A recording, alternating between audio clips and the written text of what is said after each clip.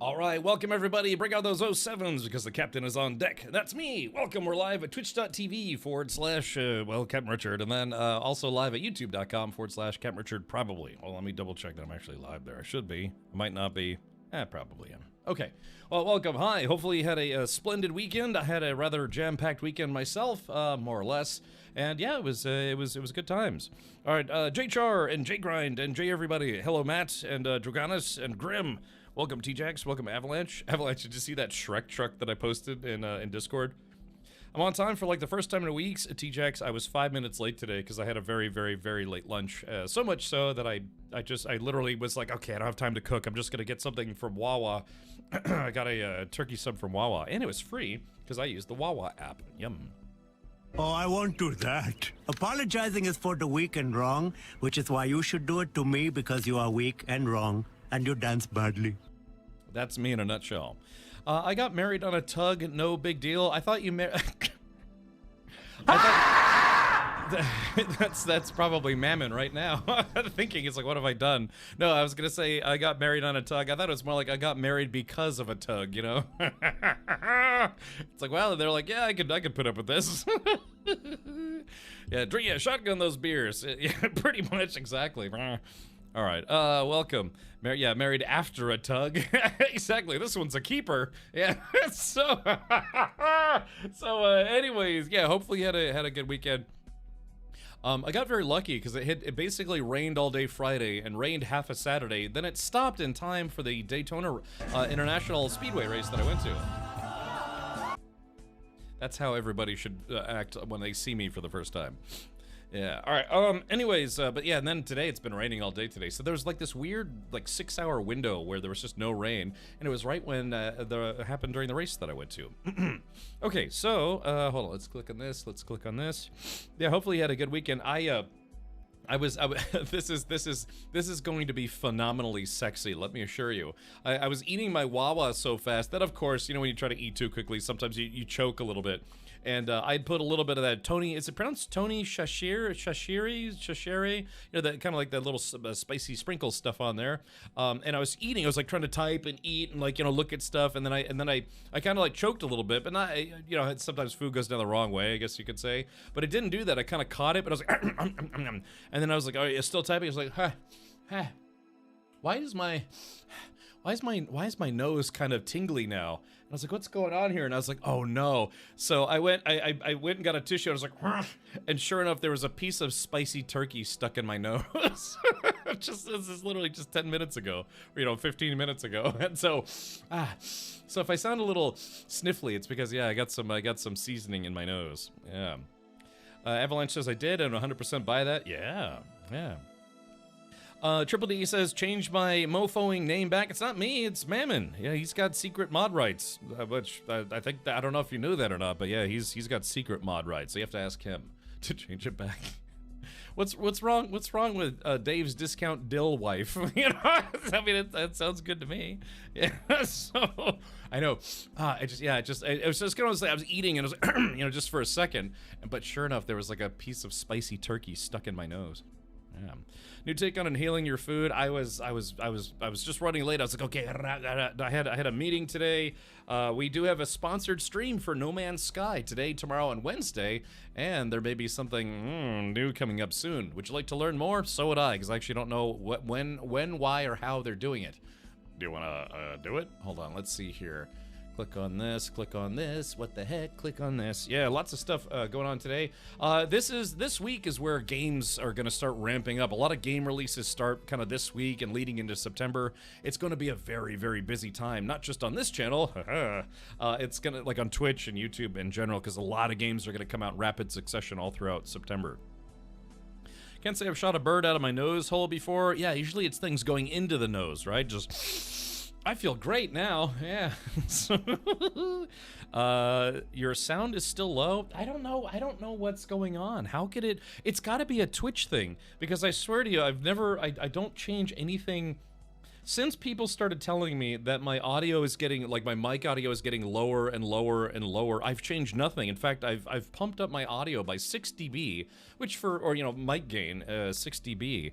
So I don't. What anyone else? Do I sound low? I mean, I hope it's not my microphone going bad. I like this microphone. It's from Elgato because they sent it to me.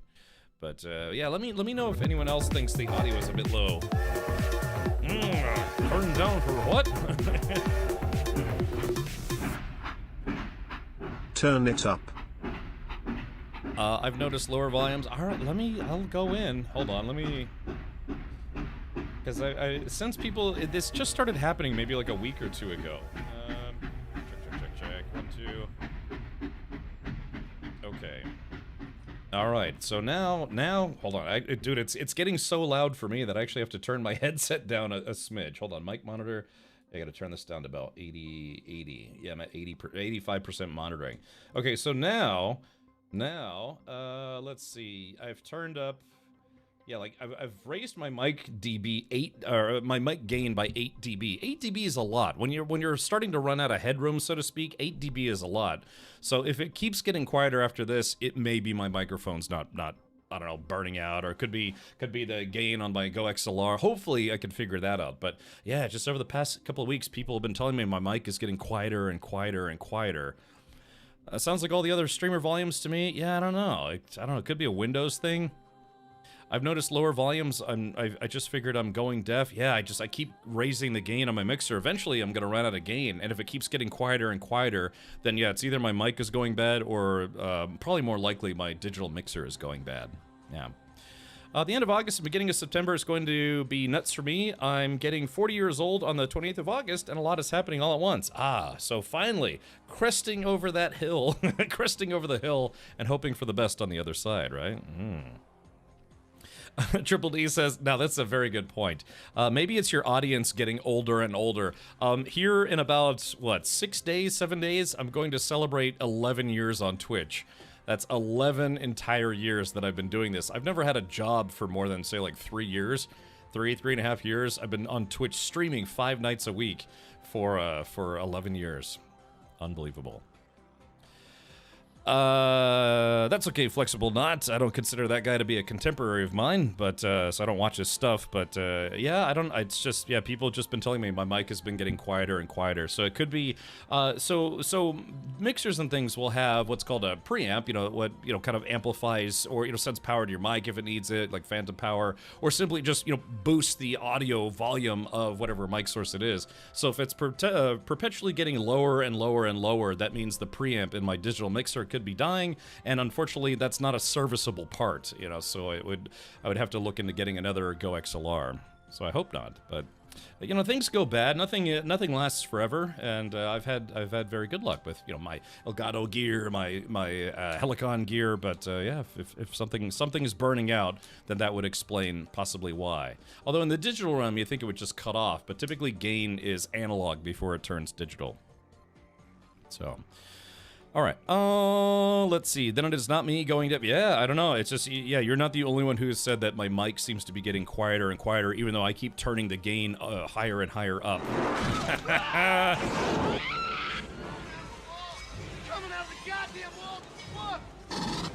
Well, thank you, Triple D. All right. Well, look. Despite let's do this. Despite Mammon Lord's wishes, I think let's do this. I will go ahead and see if I can fix your name. Let's see. Change. I've never used this before. I think it was all Mammon. So what do you want your handle to be officially? Opening music was low too. That is something else though. That's something that I can tweak separately. Not a bribe, but yeah. All right. Well, let's unless you decide to change it to something else. Yes, but no abiotic factor tonight. I have a spot. Okay, there it is. Sorry, just Imkeeper was asking me if I was streaming today, which of course I am. But yeah, we're gonna shift gears a little bit as far as what we're streaming. Maybe you just need to come a little closer and talk with the deeper voice closer to the mic. Also, that's known as a proximity effect. When you start to get more bass resonance or what have you, bass frequencies out of a microphone, they almost sound boosted. That's called the proximity effect. Yeah. Okay, Triple D. Yeah, that's. I think I've got you. I got you covered. A bribe is a bribe, and well, I can be bribed. So everyone's got a price, and mine is astoundingly low. So okay, well, like I said, I'll go back and review my VODs. And check again, but yeah, it's just like I said, it's been multiple times now. People said it's like, oh, your mic's getting quieter, or the audio's getting quieter, but I keep raising the gain, and nothing has changed. I'm literally using the same gear that I've been using since like 6 years ago, and but yeah, as of recent, usually that's an indicator that something is starting to fail electronically. All about that bass, no treble, or as someone else used to say about that lady, all about that cake, no veggies. You know, 'cause, I don't know, it's just she seems like she might not enjoy diets all that much. Golly. Wow. So yeah. But yeah. Oh, Curie, I was actually gonna ask you about something. Not nicht Deutschsprache. Something different. Something else. Yeah, she'd think. Yeah. Some guys like that. I'm sure she likes it. Yeah. All right. I swear it started when you had computer issues a couple weeks ago. Yeah, it could be a Windows issue. So what it is I have an analog microphone that uses, just the analog connection that goes to a mixer that converts analog to analog to digital, and then it sends it via USB actually over to my PC. So maybe something in Windows messed it up. Because I've got my mic cranked to 100% in my streaming software, my speakers, everything. Literally nothing has changed, but people are telling me that things are getting quieter and quieter. So troubleshooting was kind of my forte when I was doing AV engineering. So, I mean, she did win the poll. She won Mammon's poll, that's for sure. So, I'm doing well, Devakin. LJ says, why is the cat muted? Yes, finally all my audio is just completely gone. So... let's see. Spader says the bass, the rock, the treble. I like my coffee black, just like my metal. Yeah, man, haven't heard that song in a long time. What is that? That's Mindless Self-Indulgence? I'm pretty sure I've seen that music video too. Let's see. EVE, it's in the game. Yeah, no EA Sports this time around. Although sports-wise, well, actually, hold on. Before we jump into that proper, I'm into the just chatting category. We'll jump into the EVE Frontier category because I'm actually going to play a little bit more EVE Frontier today. Later, we're going to be streaming some No Man's Sky. Well, because I have a sponsored stream. They're trying to. I guess I can be transparent here. They're trying to get people back into No Man's Sky and be like, hey, there's still a lot of game to play if you haven't played in a while, and they've got some sneaky bits coming up soon, so to speak. Yeah, I finished my apartment today, and I've gone through with the first second of intense physiotherapy, and I have a few weeks to recover beside an MRI on Thursday. Oh, really? Okay, gotcha. How are you feeling? Are you feeling like walking around would probably be terrible, or maybe, I don't know, just like getting up might be bad? Windows has a bug going about that the volume mixer in Windows is lowering volumes over time. May not be you, Captain, but a viewer issue. Oh, I see. We can do a little live troubleshooting here. It is a Monday. Yeah, see, on my end, I've got everything maxed out. Everything maxed out, so that what I adjust is adjust my, I guess you could say, my fader levels, so to speak. LJ says, I heard No Man's Sky. Yeah, so Hello Games has been very kind and offered to have us do some No Man's Sky streams this week. And of course, they've got some secret business they're doing. I had my legs in place where I did not have them for quite a while. Behind your head. It's been a while. God, shut my mouth sometimes. All right, thank you for the hype train, by the way. Appreciate that. Okay, seems vaguely familiar. So let's see. Where was I? I keep getting distracted by chat. Where was it? Oh, I forgot to actually move the Sunday movie night section. Yeah, a little yoga.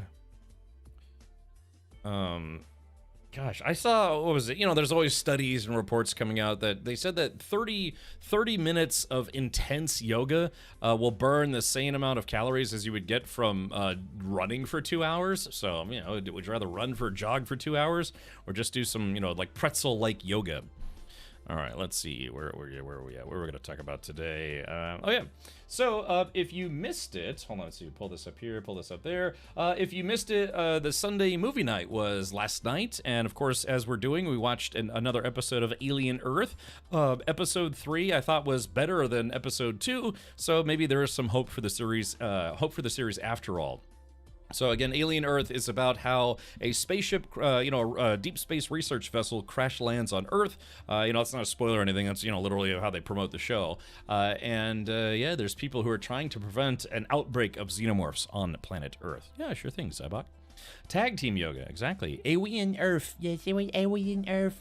So the struggle this show has is that the writers apparently don't know how to handle not giving their characters plot armor or making the plot armor seem really, really obvious, like it is in Alien Earth. It's one of those things where a xenomorph can kill 15 people as long as they're a peripheral character, just like an extra, filler people. But anytime it comes to a xenomorph, going after one of the main characters, even supporting characters, it's like it just can't seem to kill them.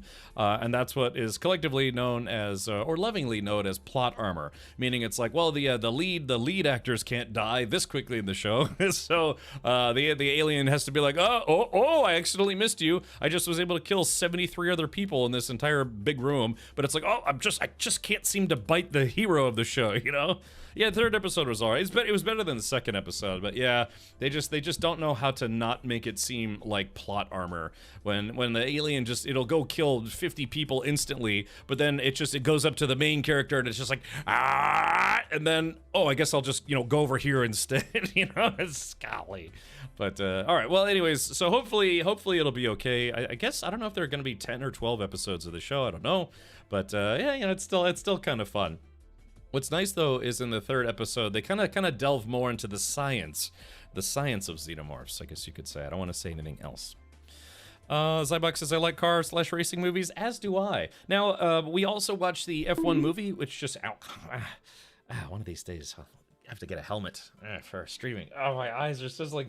But anyways, I like sports car stuff, racing stuff. Admittedly, I'm not the biggest F1 fan, just like I'm not exactly the biggest NASCAR fan. But that didn't stop me from it didn't stop me from going to Daytona to go watch a NASCAR race on Saturday. We should watch The Art of Racing in the Rain so I can have a full meltdown while you watch race cars. Okay, okay. The Art of Racing in the Rain. I don't know if I've seen that one before.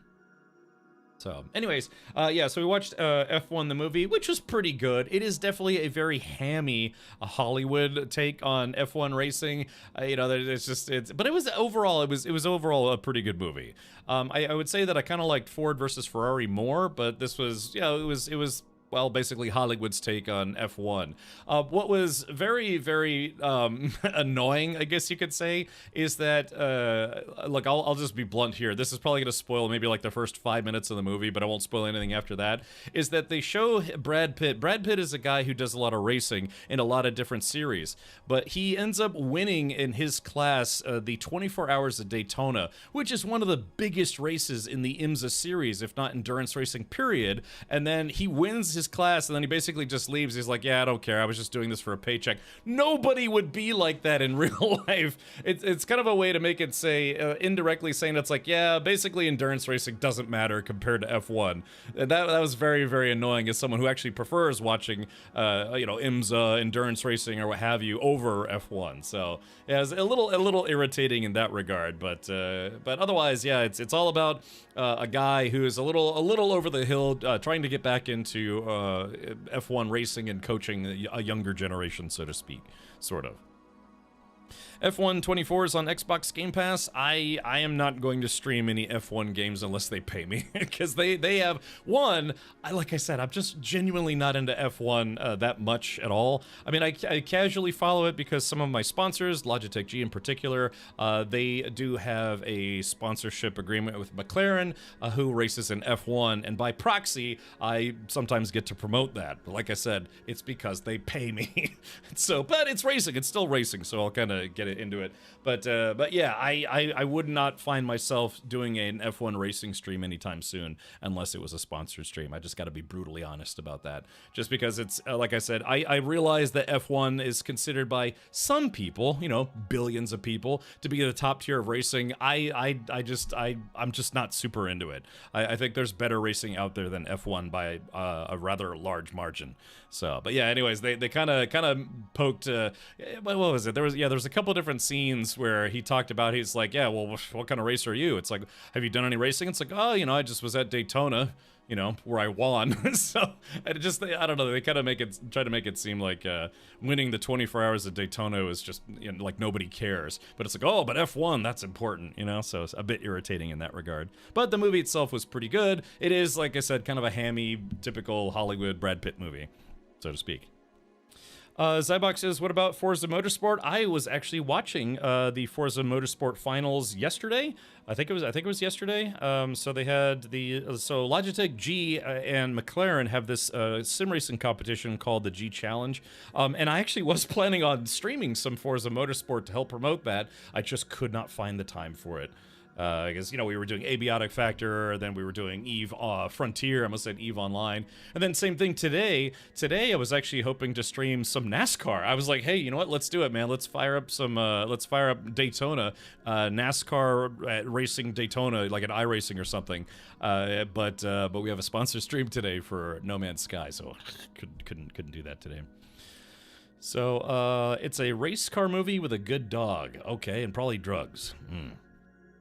I'm not an F1 fan at all, but I enjoyed the F1 movie. My jam is WEC racing, so Hypercar GT3. Yeah, Mark, I'm the same way. And like I said, it's not that I think F1 is bad. I think they put way too much money into it. And the concept where it's like it has to be constantly bleeding edge technology to make sure you have the most advanced car possible. And they kind of show that in the movie. It's like, to me, some of that stuff kind of detracts from the whole reason why people are racing in the first place.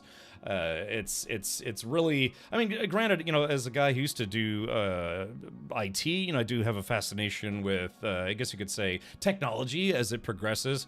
But yeah, when it's like they talk about, it's like the guy ruined his carbon fiber front lip. It's like, oh yeah, that was $200,000 that they just had to spend, and then he does it again. It's like, wow, that's $400,000. When you're spending $400,000 just to replace a front spoiler on a race car, it's like, that's just insane. That's part of the reason why I kind of don't really get into F1, because the costs involved are just simply astronomical. And if you don't have a consortium of billionaires financing your team, you're just not racing in F1. Whereas, you know, GT3 or other classes, it can be readily accessible. It's still not cheap, but yeah, it doesn't have the astronomical cost of entry and maintenance that F1 does. And like I said, in a way, to me, it kind of defeats the whole concept of why racing is or should be popular. It's not about who has the most money. It's about who is the best driver, you know, who's got the best car and that kind of thing, without taking it to an extreme end. I don't know. It's weird to sound conflicted like that, but yeah, that's kind of why I don't get into it. It's way too expensive,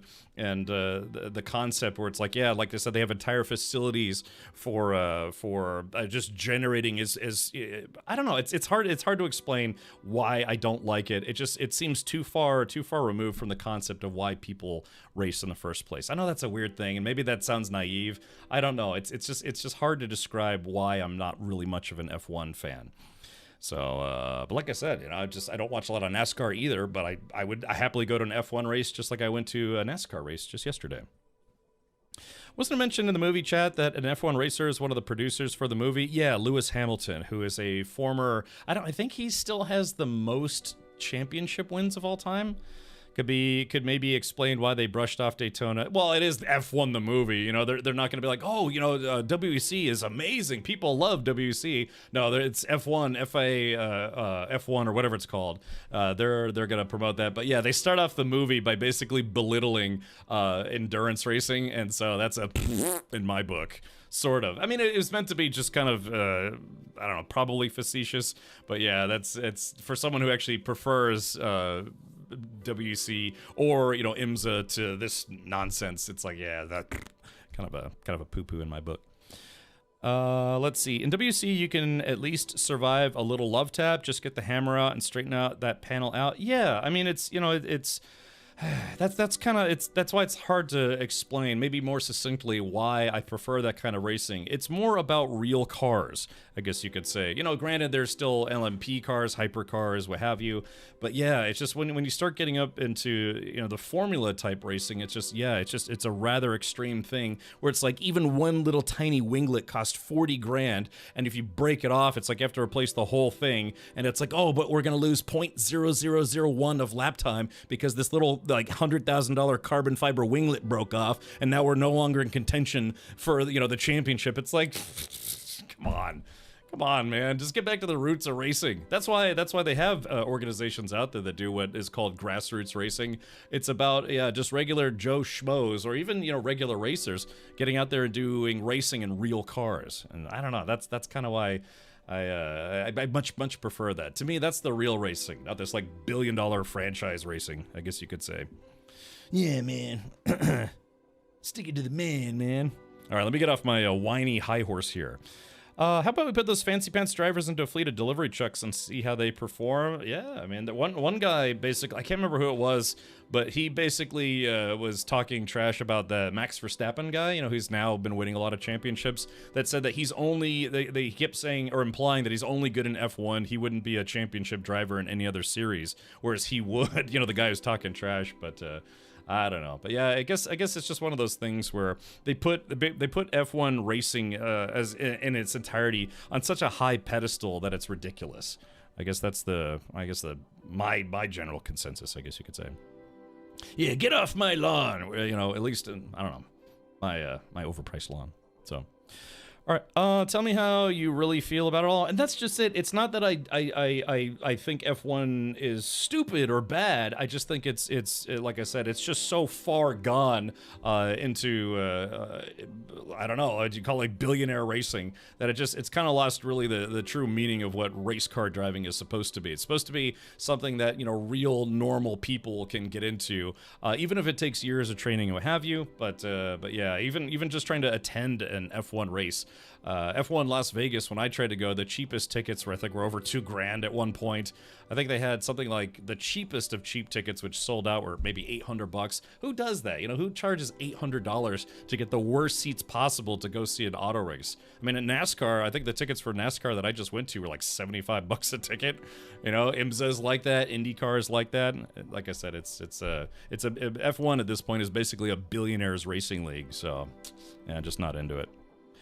Max entered the 24 Hours of Nürburgring with a fake name, running GT3, and he won his class. Was his first ever time racing the track in a professional setting. The guy is a beast in anything with wheels. Yeah, like I said, that's why I don't know, like I said, it's somebody attacking a championship F1 driver, probably because they feel the same way. It's like they put F1 drivers on such an extreme pedestal. It's like, oh, they do F1, well, they're God's gift to racing, I guess. You know, it's like, yeah, there's a lot of other racing out there. We don't care, F1. Only you start in F3, then F2, and F1. Anything beyond that doesn't matter. IndyCar, that's for, you know, plebes. You know, WEC, that's for rednecks.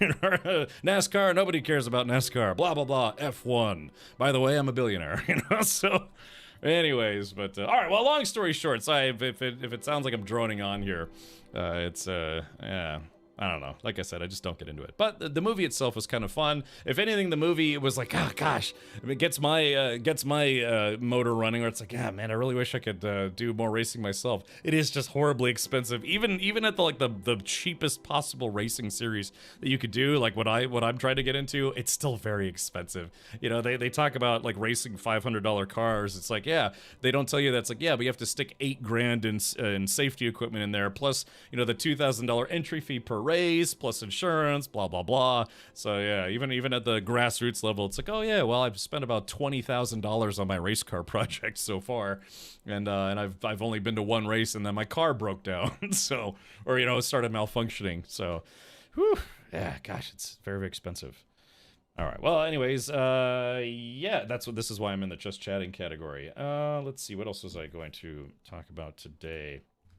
There's something else I was going to bring up.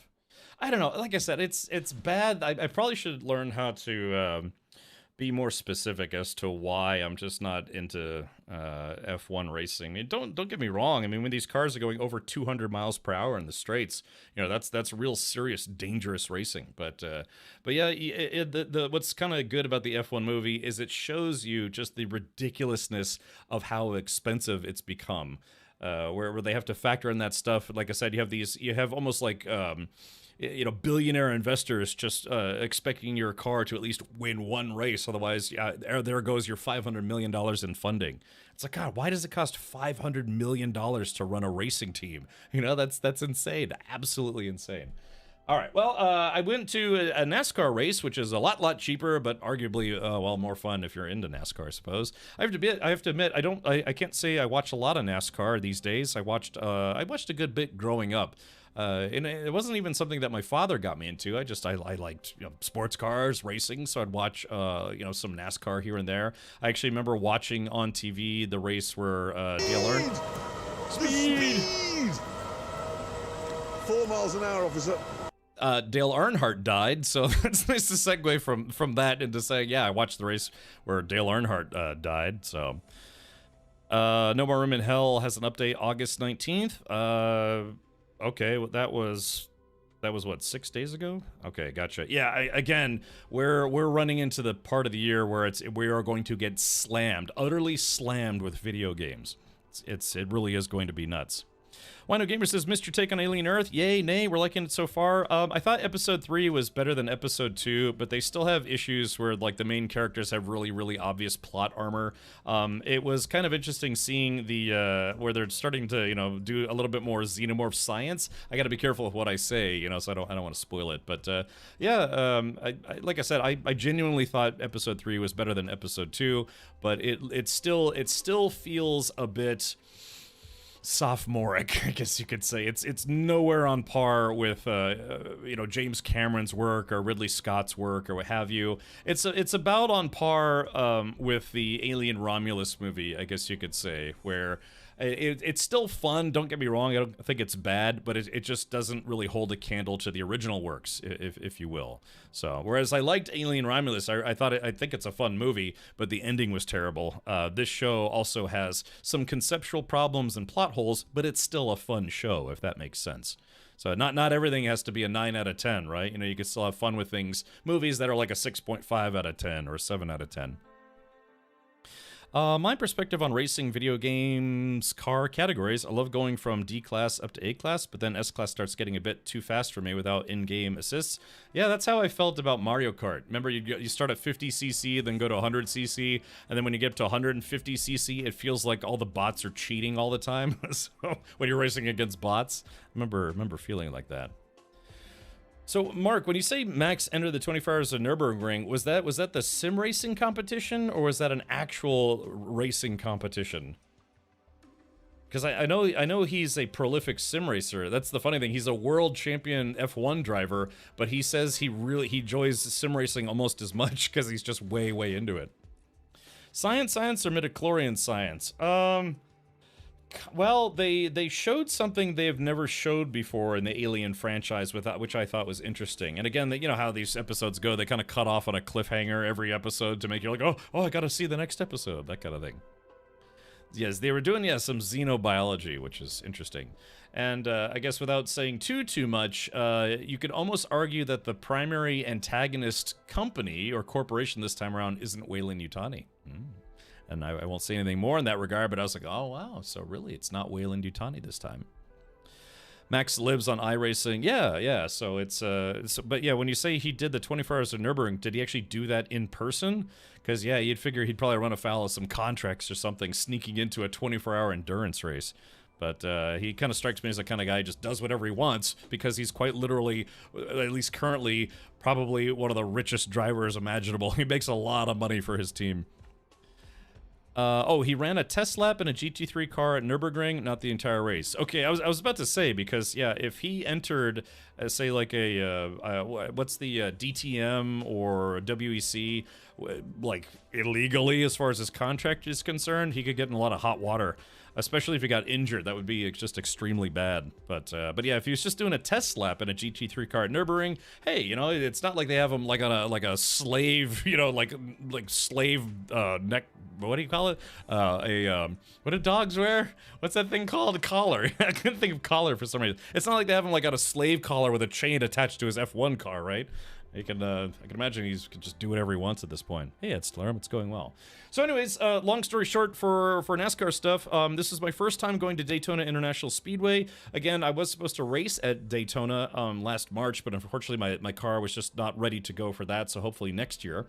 Hopefully I could do Sebring again. I tried to do Sebring last year, but my car just, I needed to work on it more because it wasn't handling endurance racing very well at the time. I had to get some better brakes and stuff. But yeah, so I was invited by iRacing and NASCAR. They have a collaboration because they got some new NASCAR stuff coming out for sim racing. And yeah, they sent an invite and said, hey, would you be interested in coming out to Daytona to watch a NASCAR race? And I was like, absolutely. Again, I can't say I watched a lot of NASCAR as of recent, but it's still racing. And they were very kind and gave me pit and garage access, which was kind of a thing. I'll tell you about that here in a second. Oh, let's see.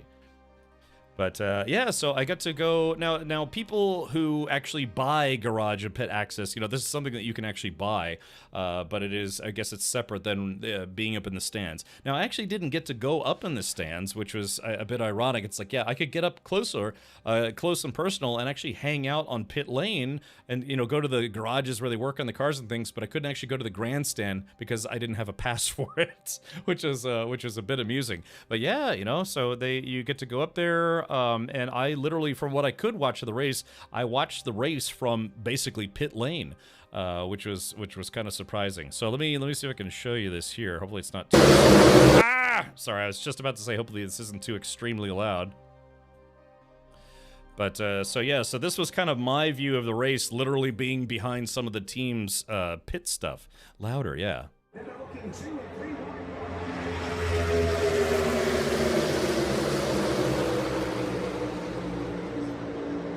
So it's kind of cool. Hold on, let me see if we can pause it. It's kind of cool getting to watch the race from this angle because, you know, I was literally behind the pits where, you know, cars like swapping all the tires and all sorts of stuff. They had a wreck not far from where I was standing. It sucks too because I wasn't filming at the time. Could have gotten that reverse view. It's NASCAR. It's always loud. Well, yeah. So, and I'm glad I brought earplugs because yeah, it is crazy loud. I love the smell of gasoline and tire rubber. Yeah, and there was lots of that. I mean, the whole pit lane area smells like racing fuel. So, but anyway, so yeah. So unfortunately, I wasn't able to get like some overhead shots. They did allow me. I didn't actually have an official media badge, but they did allow me into this private sector, I guess you could say, where they had some. It was basically for military folks. They allowed them to go, and they had their own kind of seats. So it was like an opposite grandstand, if you will, like an infield grandstand thing. It was very small, and they actually let me up there, which is awesome because I told them, it's like, yeah, I'm filming for iRacing.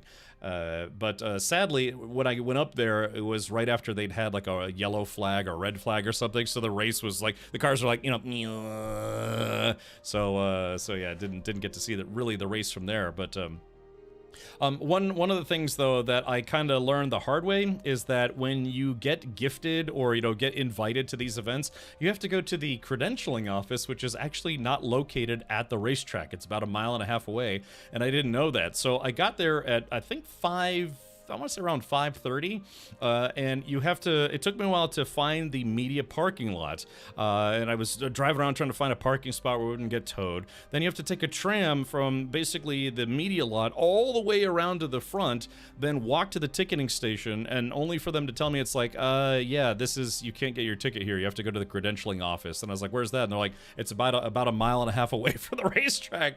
So I had to turn around, walk all the way back to the trams, wait for the tram, take the tram all the way back to the parking lot, get in my car, drive to the credentialing office. I had 8 minutes left by the time I got there before they closed before the race. I got my credentials and then had to repeat that process. I had to drive back to the media lot, you know, walk to the tram station, take the tram back to the front, then go through the gates again, and it was like, whew. I ended up, that whole process took me 2 hours just to get into this race because I didn't know that. Because I'd never been there before. It was, it was my first time.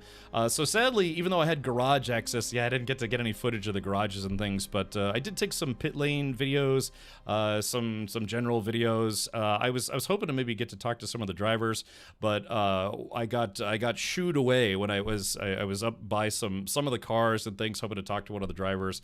And I basically, because I wasn't wearing an official media thing, they were like, no, get out of here, go. Go ahead. And I was like, no, go. So next time, if I do this again, hopefully I can get a media pass as opposed to just an invitational pass.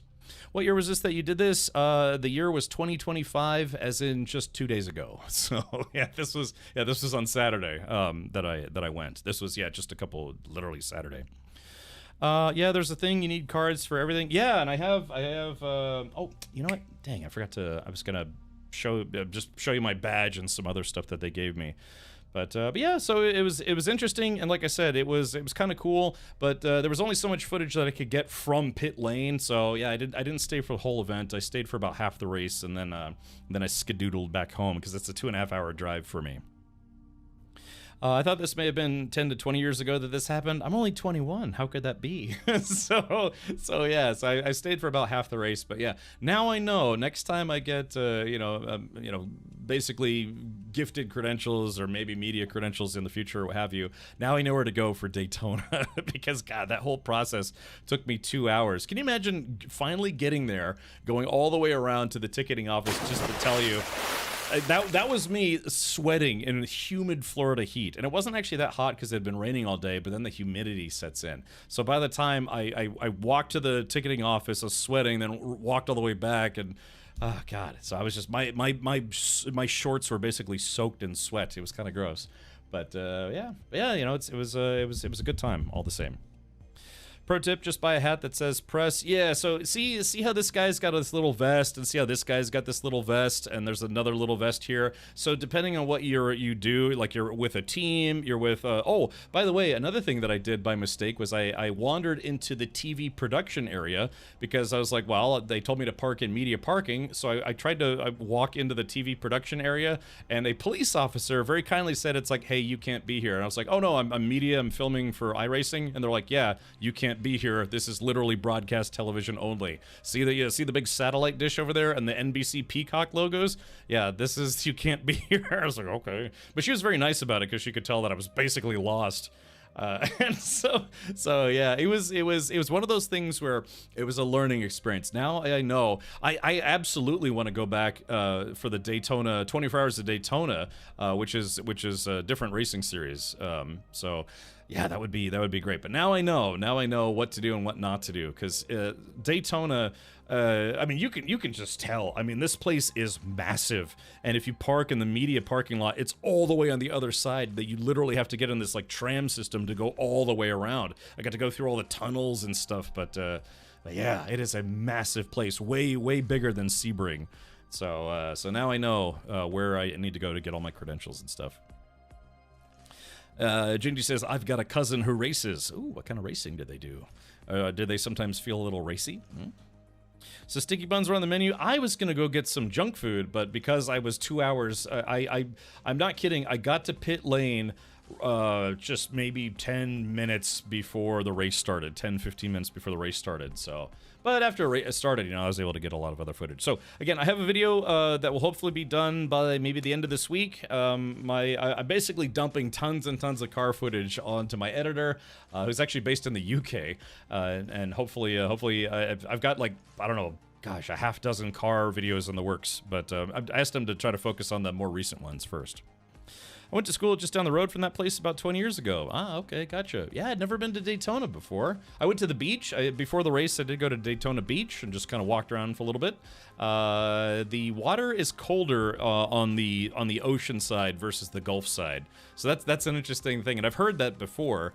That so Florida is basically like kind of like America's penis, right? It kind of goes like kind of into the ocean. So I'm in Tampa, which is on the Gulf of America side or Mexico side, and then on the other side is the ocean side, Atlantic Ocean side. So the water actually genuinely was colder. I was surprised it wasn't about the same. Yeah.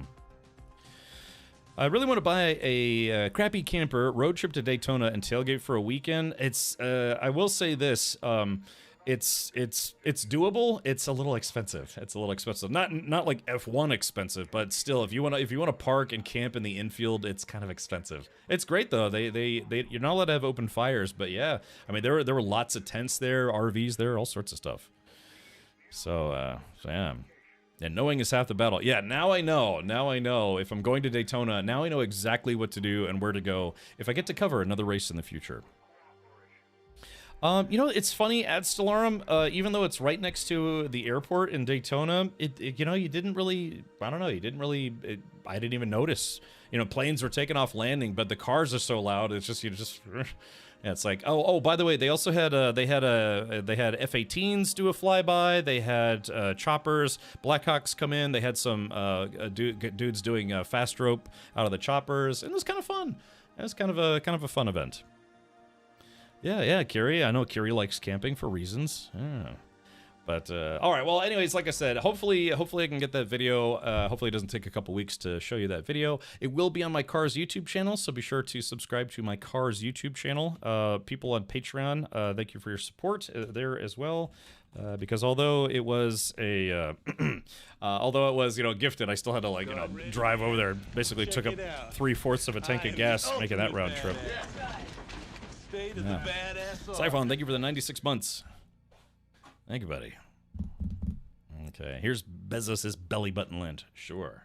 All right, well, so yeah, we covered, what was it? We covered a little bit, I can't believe I've been live for almost an hour already. So yeah, just covered some racing stuff. Like I said, I know I was kind of going on a bit of a rant earlier. It's not that I dislike F1, it's just they need to make it more accessible, even for just regular fans. I mean, to tell somebody it's like, oh yeah, you know, if you want to go to this F1 race, like F1 Miami, the cheapest tickets are $800. It's like, how does that make sense?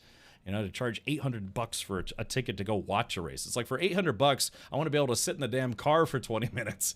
Oh, and that's another thing that that I could have done, but I decided not to, is they have what they call the NASCAR experience, where you can literally drive like an older NASCAR car around Daytona, you know, and do a few laps. And I had considered it, but then I was like, well, you know, I'm supposed to race on this racetrack anyways, so why spend the $500, you know, to do 10 laps or something when I'll be able to drive on this racetrack on my own anyways. Get crap camper, road trip to Talladega, 40 cases of beer, and put Eric Church on repeat. The Church of Eric. Kind of like the Church of Fudge, except less messy. Interviewer to Hot Woman, is there any race you wouldn't race? I'm assuming that you meant to say racer. Is there any racer you wouldn't date? Her, Formula One. Okay. Or maybe, I don't know, something like that. Supply and demand, they charge that because people keep paying it. Again, when it costs something like, I don't know, $50 million just to make a race car for Formula One, you know, they have to recoup those costs somehow. But again, it's expensive because they make it expensive, if you will. It's just like, it's all the exclusivity. That's the thing that apparently rich people like, you know, obscenely rich people, is they like exclusivity. So it has to get more and more and more and more exclusive by the means of getting more and more and more and more expensive. So, you know, F1 probably is the most popular racing series in the world, but yeah, it's just generally not accessible for probably like 80% of the population of this planet. So, yeah, it's just, like I said, it's a bit too revered at this point, which is a weird thing to say, but it's true. Wait, people pay $800 to even be there? Yeah, apparently, what is it? F1 races, I guess in Europe are a lot cheaper, but yeah, F1 is very expensive here in the United States, which is funny too, because you'd think that they would want more Americans to get into F1, so why not make it more accessible financially? Again, when I tried to go to F1 Las Vegas, the cheapest ticket that I could get was something like $2,200 because all the cheap tickets had sold out already.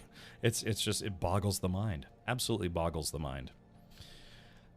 They get to say they are so expensive because parts are expensive. Yeah, again, in the F1 movie that we watched, they were talking about how, like, even just like the front nose costs 200 grand. It's like you could get an entire LMP2 car for 200 grand, you know? So it's just silly. Just silly.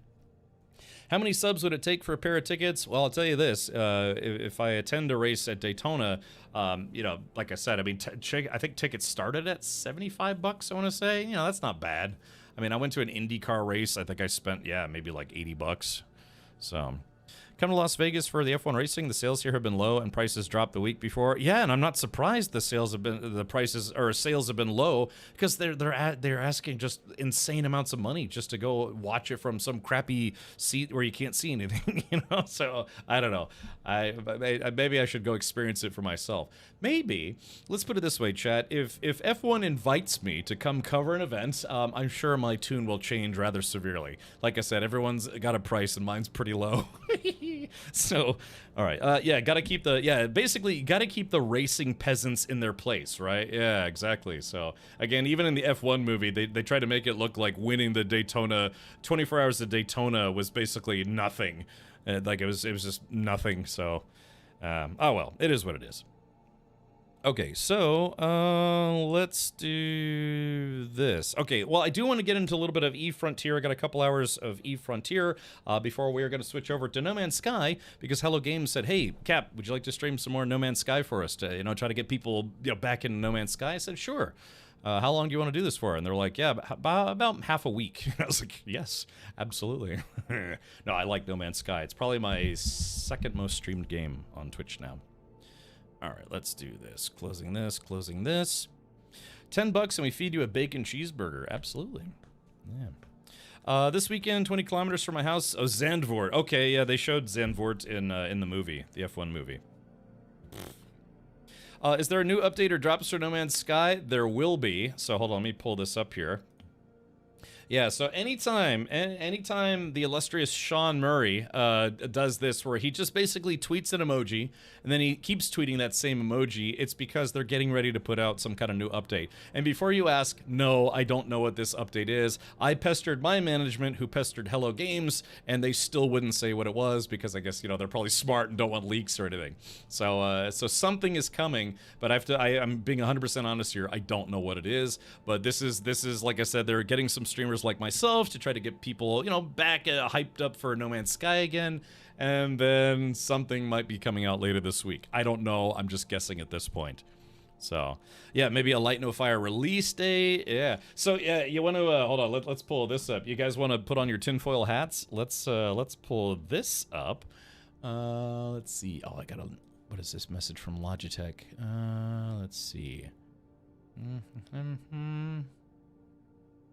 Oh, okay, gotcha. Oh, yeah, so one of my reps over at Logitech G said, hey, they got some game codes if I'm interested. What was I about to do? Oh, yeah, okay, let's do this. So someone posted... Oh, gosh, where was it posted? Somebody posted this. Oh, yeah, here it is. So, somebody... okay, so the No Man's Sky logo, it's, it's basically the Atlas and the red circle and anything. But some people noted that putting a hand underneath the red circle looks very, very reminiscent of the Light No Fire logo. So that is something. I mean, look at that. If I were a conspiracy theorist, I would probably say it's like, yeah, there might be something to that, or Sean Murray just posted a really huge coincidence, I guess you could say. Yeah, doesn't that oh yeah, Goonie, was that you? Yeah, because again, yeah, you post the hand where it shows up directly underneath the red ball, which is exactly what is shown on the Light No Fire I guess you could say promo or logo or whatever. Pretty clever guess on Reddit. If I can drop a link, oh yeah, okay, I'm sorry, I'm just getting caught up with chat. So, or the final update before Light No Fire and they're waving goodbye? I don't know, maybe. But yeah, like I said, although we're doing some sponsor streams for Hello Games this week, I have no insider knowledge on what is coming out potentially this week or next week. I genuinely don't know. Believe me, I asked. Even if they told me and they said it's like, look, it will tell you, but you can't tell anyone. I was like, sure. At least I could tell you that I know. I don't know. I genuinely don't know. That is the kind of thing I would just take credit for and act like I did it on purpose. Yeah, exactly. Can you imagine if Sean's like, you know what? I didn't even think about that. But yeah, so this is his actual tweets under the No Man's Sky account. So something is coming up because anytime he tweets where it's just, one emoji, that's all he posts, and then he starts posting a bunch of those emojis, then yeah, that means No Man's Sky has an update coming up. Or could be Light No Fire. You never know. Again, we've gone... Gosh, what's it been? Oh, it's been a year and a half now with no significant updates on Light No Fire. None. Just other than Hello Games saying, yes, we're still working on it, they've put out absolutely nothing about it otherwise. You were talking about Europe. Tickets for Spa 2026 cost $645 for the weekend. Covered grandstand, numbered seat, and giant screen. And fun fact, from what I can see, they are already almost all sold. Yeah, so like I said, the price of entry for F1 is not consumer friendly anymore. It feels to me like they're just price gouging their audience because they're trying to cater to, I guess you could say, more affluent people. But again, you know, there's for every 1 billionaire, there's got to be like 100,000 other fans out there.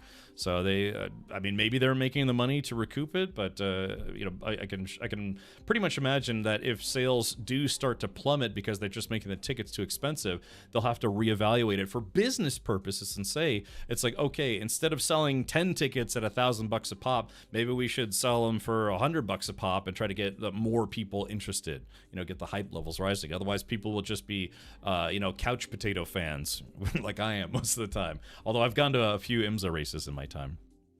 It's probably ready, but they have released PTSD. Maybe. So anyways, yeah, whatever happens with Light No Fire, I'll absolutely be covering it. Hopefully I'll get to work with Hello Games for the launch of Light No Fire like I did with No Man's Sky back in 2016. So it's nice to have had a on-again, off-again relationship with Hello Games to help promote their video games. Who here wants to watch the Light No Fire trailer? Just because I have it queued up and I was going to show it later, but why not show it right now? Because why not? Let's see. Let's do this. Yeah, it's just like I said. Saying anti-consumer makes it sound like it's some kind of business organization where people are specifically buying a product, right? Just do it! But, you know, it's just for, you know, there's obviously, not to discredit F1 drivers, managers, teams, or anything like that. I'm sure there's some racing diehards out there, but it's just the overall organization of F1 has basically made that racing series unfriendly to fans, if you could put it that way, unfriendly to consumers. All right, here we go. Let's do this. Yeah, why don't we watch a little bit of the Light No Fire trailer right meow.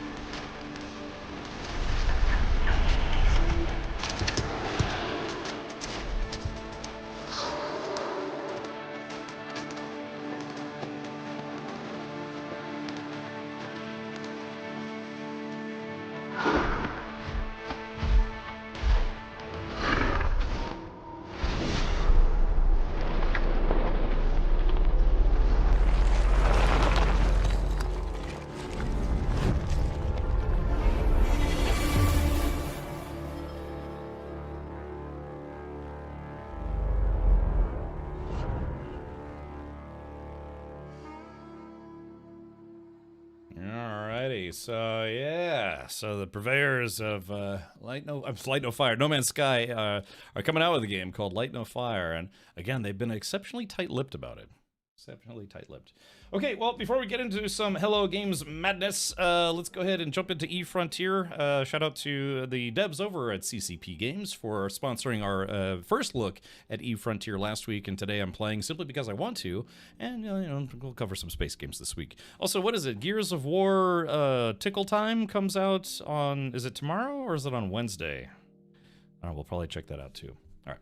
My biggest question is the world voxel based? I guess so. Yeah, I guess it would have to be because all of the terrain can be manipulated. Yeah, well, not all of it. They do have some figures that can't, but yeah, for instance, like ground, trees, all sorts of stuff. Yeah. Oh, it is tomorrow. Okay, Sabak, I guess we'll be checking that out tomorrow then. Yeah. Okay, so why don't we do the following? I am going to jump into... and like I said, for those who are wondering why we're not continuing with Abiotic Factor, it is a very, very long game, and although I was having fun playing it, well, it would take a long time, I think, to finish it, and we're kind of ramping up here to start covering quite a lot of different games in rapid succession, and I kind of felt it would be kind of a better transition to go from one space game to another space game, No Man's Sky. So that's why we're not continuing with Abiotic Factor. I would love to finish that game, and because it is mechanically a very good game. It's just, yeah, it would probably take me another 100 hours to play through it with the mod squad. And sadly, we're moving into the busy season of gaming and streaming. All right, here we go. Let's do this. Gaming. All right, so we are covering EVE Frontier today. Same company that makes this, makes EVE Online, of course. This game is not EVE Online 2. This is, I guess you could argue, a spin-off game that takes place even further into the future than EVE Online, I believe. This is still in alpha status, or an alpha state, I guess you could say. Whereas me, I'm usually in a state of confusion on just about everything. Okay, how much are they charging for Frontier? This is a paid alpha access. I believe it starts at $40. They have, I think, 3 or 4 different what they call founders packs, which you can type in !EVE Frontier if you'd like to learn more about that. They provided a copy of their, well, access to it for me because, again, we are doing some promotion for them, sort of. Are you already blockchain rich? No, I sold all my crypto in November of last year. Although we did have one of the devs from CCP on the stream on Friday, and they answered some questions about how they intend to, I guess, implement some of the blockchain tech and other various Web3 aspects. But they said at the core, it's still an EVE-based space game more than anything else. I just noticed that there's a bunny, cat, and some other races. I hope they really let us choose our starting race. Yeah, I mean, No Man's Sky kind of starts you off at a randomized race, but you can always change your race later on. I sent you a message with the pic. Please be boobies, please be boobies, please be boobies. Or kitties. Oh. Wait, that's your brother? That's awesome. Oh yeah, did he cut his beard? Oh yeah, that's cool. He looks like he should be in that TV show, the Vikings TV show. That's pretty good. I think it took Ko like 120 hours or so. Yeah, so it's kind of just one of those things where we're kind of starting to ramp up. It's the busy season for gaming, I guess you could say. And like I said, I actually was really enjoying playing Abiotic Factor, but I also have to say I think some people were kind of had enough of it, if you will. So, 3 founders packs and some more limited time packs. Now they have done in the past some, I guess you could say, some free to play weekends or free trial weekends, or have you. Some games do that. But yeah, this is not a free to play game. It is a paid game. When this game goes live, they are going to have a subscription model, just like how EVE Online does. So it's going to be more of the same in that regard. We don't even know what to do in game, and they want $100. Well, Imagination of Form. So we kind of talked to them about that, about the concept of a brand new player coming into EVE Frontier who never played EVE Online. I have some familiarity with the history of EVE Online, but I was admittedly not a big EVE Online player. I probably had less than 20 hours in the game.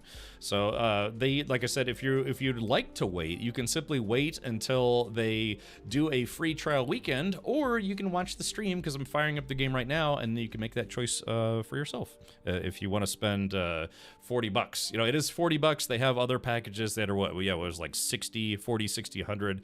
So yeah, just remember, you don't have to spend the extra $60 if you don't want to.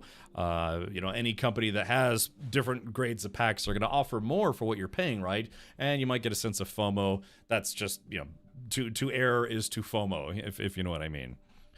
How do they plan to charge for a game they intend to open source and not even host? Well, I'm assuming it would be for their own servers, like if you want to play on the official servers and what have you, which I believe EVE Online runs the same way. It's just if you want to play EVE, I guess on the official galaxy or universe, or whatever it is they call it, then yeah, you'd have to pay a subscription fee. If they are trying to open source it and say, hey, we are going to release our source code for this game, you have to host everything yourself, have fun with that, then I don't know, they might do that. I don't actually know their long-term plans as far as the implementation of Web3 tech, to where it's like, yeah, the game can technically never die even if they stop supporting it. That would be a better question for the devs on Discord. I am the ultimate badass. State of the badass art. Alrighty. It's hard. Imagination says it's hard to do $15 a month for me these days. Look, man, I know all about like cutting off subscriptions. When I became a full-time streamer, I had to, after 1 year, I was like, yeah, I really got to start cutting off all the subscriptions that I just don't really need. And that was actually kind of a large part of why I stopped subscribing to World of Warcraft full-time. I like World of Warcraft, I really do. I'm actually looking forward to the midnight launch, but yeah, instead of having a perpetual sub with World of Warcraft, it's like, yeah, I only play when the expansions come out. So yeah, I don't blame you in the least about being like, well, I kind of don't want to pay $15 every month for a game. Yeah, just you have to remember some MMOs still do the subscription model. Not a lot of companies do that these days, but you know, some still do. What is it? You know, EVE Online is, I think, $15 a month. WoW is WoW 15 or 20 now. Final Fantasy Online has a paid subscription. There are games like what is it? Like Star Wars: The Old Republic. They have like what they call a free tier. I think WoW does the same thing, where you can play for free up to level 20. And in World of Warcraft, what you can do is you can play like one character up to level 20. Say you played a elemental shaman, you could play that character up to level 20 and then go roll an entirely different character and play that to level 20 for a different gaming experience. And when you're level 20, you can still go to a lot of places in the world. It's just you won't be able to fight things that are higher than your level, like, you know, 5 levels higher, because you just get your butt kicked. But yeah, there's they do offer options to play those games for free up to a certain level. Maybe EVE Frontier will eventually have the same thing. No, it's planned to be on a distributed network. Ah, okay, Cal. Yeah, so the long-term plans for how they're planning on running this, I don't know, I probably should ask more questions in that regard. But let's do this. Before we talk about it more, let's actually get into the game.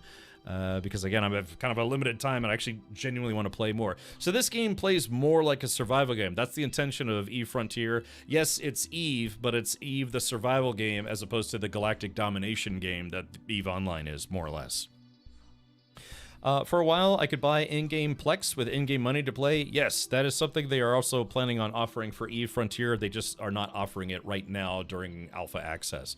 But yeah, the concept there is just like how World of Warcraft does it. You can earn a lot of in-game currency, and you can exchange that currency to buy game time tokens. So what's really going to be fascinating about EVE Frontier, and I genuinely mean fascinating, is that there's a possibility that you may be able to trade the eventual EVE tokens for other cryptocurrencies like Bitcoin and transform that into real-world money.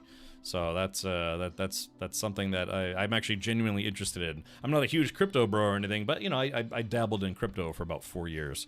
So the currency that they're going to have in game, I think, is going to be called Lux. And then just like how there was ISK and Plex, you're going to have Lux and EVE token. And EVE token, they're still contemplating it being a publicly tradable currency that you could exchange or buy with actual other currencies, if you will. I know that sounds like a cash grab, but I actually genuinely think that's fascinating. EVE Online has one of the longest running player-driven economies in all of gaming. And so I can imagine they're like, okay, well, how do we incorporate this, you know, real-world possible money, or I guess you could say cryptocurrencies, without the game becoming pay to win? Because we talked about the dev from CCP on Friday, and it's like, you know, how is this going to work without the game becoming pay to win? So yeah, it'll be interesting to watch that process happen. All right, let me log into EVE Frontier right now. Final Fantasy 14 is free until level 40, I think. Okay. Yeah, iRacing. If I wish iRacing had a free tier. I have an active iRacing sub right now, and I pretty much am gonna keep getting it every year, but it'd be nice if they had a free tier. I don't know if they ever do free weekends. Oh, Eve is 20 bucks a month now? Okay, gotcha. I thought it was only 15. So, and again, like I said, I like the concept of Eve. I even freely admitted to when we had the dev on that I was afraid I would get really sucked into Eve and not like lose all my free time. But yeah, it's one of those games where even the dev said it's like, yeah, our games do have some grind to them, and it will chew up your time. But you know, if you're having fun, that's the whole point, right? Only took WoW 20 years to get housing we were asking for in beta. Yeah. Let's see here. Okay, so here's me, Captain Richard. I have 0 lux, no unread mail. Oh yeah, that's right. I had just unlocked my new ship on Friday. So let's go ahead and log in and see if we can play with that today. Final Fantasy XIV has a free trial that lasts until the end of Stormblood, level 60s. That's pretty good. I think WoW still only allows people to play up to level 20.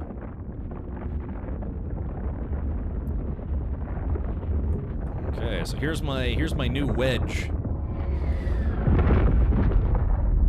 Okay, so Captain's Left Testicle is the name of my my refuge.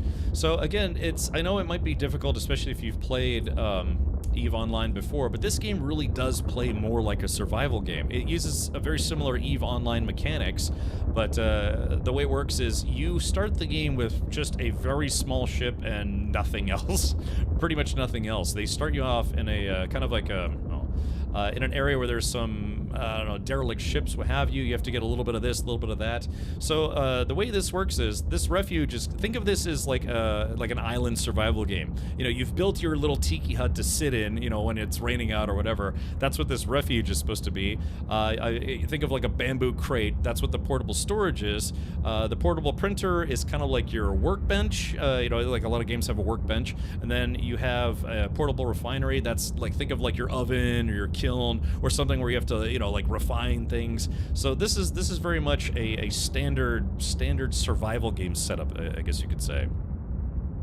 Remember getting the box DVD from Best Buy when it arrived at the store? Oh, okay, gotcha. Yeah, I mean, Imagination, that really could be a way for you to play this game for free, because here's the thing that I always say. You either have time or you have money. Only the truly rich have both, right?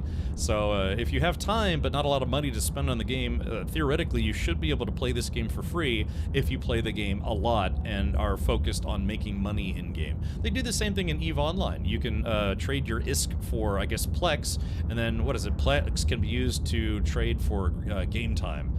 Just like, you know, WoW tokens. A WoW token is like, you know, about 20 bucks. And you can sell that for gold, and whoever's buying it will get free game time. So, yeah, that's kind of how it is, right? It's like you either got a lot of time or you got a lot of money. Not a lot of people our age, you know, 21 or older, have both. So, yeah, I got a new ship. Also, I need to let somebody name my ship, if I'm not mistaken. Let's see. Okay, so if you missed Friday's stream, yeah, you know, we're still in kind of like the starting experience, if you will. I'm actually technically still in the tutorial, but I had to make a new warp drive so I could get to other systems. They have different overhead maps and things, so this is kind of like the, I guess, overhead radar view. This is the system view, star system view, and then I believe we have a galactic view. And so, yeah, so we're in this little area right here, IK9B7G, and there are apparently 22,000 other star systems that you can experience in the game. Not sure how deep that's going to be. I mean, they do have different areas. It's not just empty, dead space. They have, like, derelict space stations. They have, you know, you can fly into, like, the Chalupa Nebula. A couple of other things. But for an alpha game, yeah, it's been limited from what I've seen. But there's still, it's still got that fun kind of exploratory view. But yeah, it starts off just like how a survival game would, where you have been, I guess, I don't know if you're lore-wise a clone or simply have been in stasis, but they say you've been awakened. They give you a very small ship and they set you on your way and say good luck. So this, from what I understand, this game takes place thematically many years after basically the fall of human civilization. So now it's the remnants of humanity trying to struggle to survive among the stars, and hence the survival aspect of the game. You know how a lot of survival games are kind of like post-apocalyptic, or, you know, so something's wrong with humanity at that point. Ooh, sub goal reached. Oh yeah, that's interesting. My sub goal is 8 today. I'm not sure what happened there. So, was interested in E-Frontier, but I don't do well in PvP, so pass. Yeah, so Grasamo, they did mention that this game is going to be a PvP-enabled game. So they recommended that if you want to protect your assets and all sorts of things, to focus on force fields, sentry turrets, what have you. But also, it's worth remembering that this game is going to be exceedingly large. So your odds of seeing other players, depending on how popular the game is, might not be great unless you play with a group or otherwise. But yeah, you have to remember 22,000 different star systems. And, well, I guess depending on where everyone starts off, you might be able to go to the ass end of nowhere and you'll never see anybody. So, distinct possibility. Was that the Wend or the newer one? I'm sorry, I lost the context. Was that the Wend or the newer one? Little Rory says, I cannot open their eFrontier official site. Not a very good start. Application error. A client-side exception has occurred, and it's not my browser since I can open EVE Online official without a problem. Yeah, let me take a stab at it. Because, yeah, if you type in exclamation point EVE Frontier, I actually do have a referral link that's supposed to go to their website. Let's see. Maybe their website's down. EVE Frontier.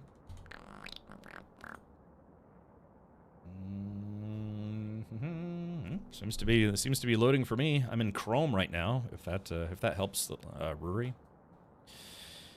Yep, I'm okay with not every game being for me. Yeah, Grasamo. Yeah, that's kind of how I feel about like hero shooters and battle royale games. That's just like, yeah, I know these games are extremely popular right now. I just really don't have any interest in them. It's the same concept. It's like you don't have to play every game other. I heard that about Dune Awakening 2, yet griefers about. Yeah, unfortunately, Funcom is losing the fight against hackers and griefers and all sorts of stuff. I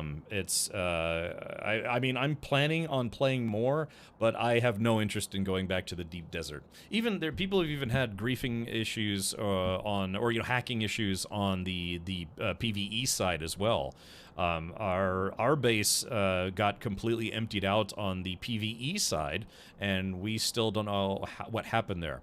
So one of the recent updates for Dune Awakening, or the patch notes, or like the future plans, they said they're going to be adding player logging to people's bases and containers and things. So if someone who is hacking to get into your base, and you could see, it's like, okay, like for instance, my personal boxes that about 4 people had access to in the entirety of the game were completely emptied out. And I know the 4 or 5 people have access to my personal boxes in my own room in our fortress. I know that's not them, you know what I mean? So from there, we'll be able to see who is hacking their way into people's bases or our base, and so we can file a ticket and report them and that kind of thing. So, but yeah, unfortunately, as much as I love Dune Awakening, it does seem like Funcom was kind of losing the fight in that regard, because they installed what was it, BattlEye? They have, anti-hacking stuff, but all that did was prevent modders from modding the game. Meanwhile, hackers were running amok in the deep desert. So, yeah, kind of a bummer. But I am planning on playing the upcoming DLC content. I'm actually really looking forward to it. But yeah, I don't know if I'll ever go back to the deep desert unless I absolutely have to. It's just not worth it at this point. Let's see. EVE Frontier lore. Players awaken as rioters, cloned bodies reawakened by a mysterious entity called the Keeper. Casted on this desolate frontier without memory or purpose, tasked with surviving and rebuilding civilization from the ruins of a lost age. Thank you, Little Rory. Maybe one of the mods can make a command called !EVE lore, or EVE Frontier lore, just EVE lore. Might be kind of good. In Haga Basin, yes, people who want to grief always find a way, it seems. Yeah, like people would find someone's vehicle and quickly like build a base around their vehicle so their vehicle is just trapped forever. Just stuff like that. People get bored with a video game. They're like, let's start griefing. So, ugh. I'm on Firefox. Could be that they used a deprecated entry and browser reject it. We'll need to check it later. Yeah, I mean, this is their website. It seems to be working for me, but there's dozens of different browsers out there, and could be some kind of incompatibility. Or in my case, incompatibility. All right, so yeah, let me jump in here. So again, I'm very much so in the starting area still, or at least the start of my playthrough, where I had left off. Let's take a look. All right, open cargo.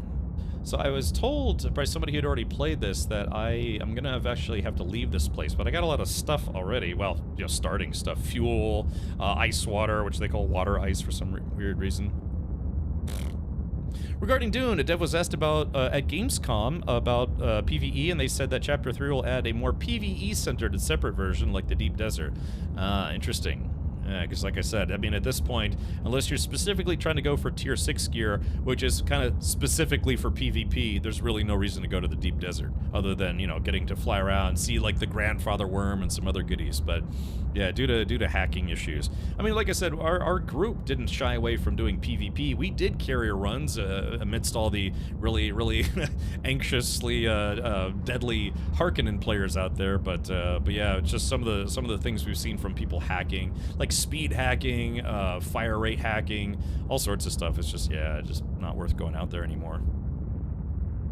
There are professional hacker companies who do nothing but figure out how to bypass anti-cheat software. Yeah, there's places out there that they charge for it too, and that's how they make money. They're like, yeah, we can basically break into any game and then give you the tools you need to play with cheats or hacks or whatever. What's that really popular one? God, what's it called? It's like we cheat or something like that. What's the name of that one? Like, it's like we play. Anyone know what I'm talking about? It's a very prolific, I guess you could call it a trainer program or something along those lines. WeMod, yeah, that's what it's called, WeMod. It's called WeMod, but it's really more about, yeah, like cheat software. So, yeah. Water Ice, you must be playing a character originally from Philly. Ah, yeah, Philly. Yeah, WeMod. Okay, I don't know. But, all right, let's we'll try to jump back in here. But, I don't know, I'm looking forward to playing more Dune Awakening. Ooh, oh my gosh. All right, let's see. So where did I leave off? Go to your refuge to board and fit your newly manufactured ship to prepare for your first jump. Okay, so we have a ship called the Reflex. This is the second ship. Okay, fit your ship with the manufactured engine and other necessary modules for survival. Be sure to bring plenty of fuel and mining lenses with you as well. Okay, so I have to make a small cutting laser. I've made the Sojourn engine already, and then synthetic mining lens.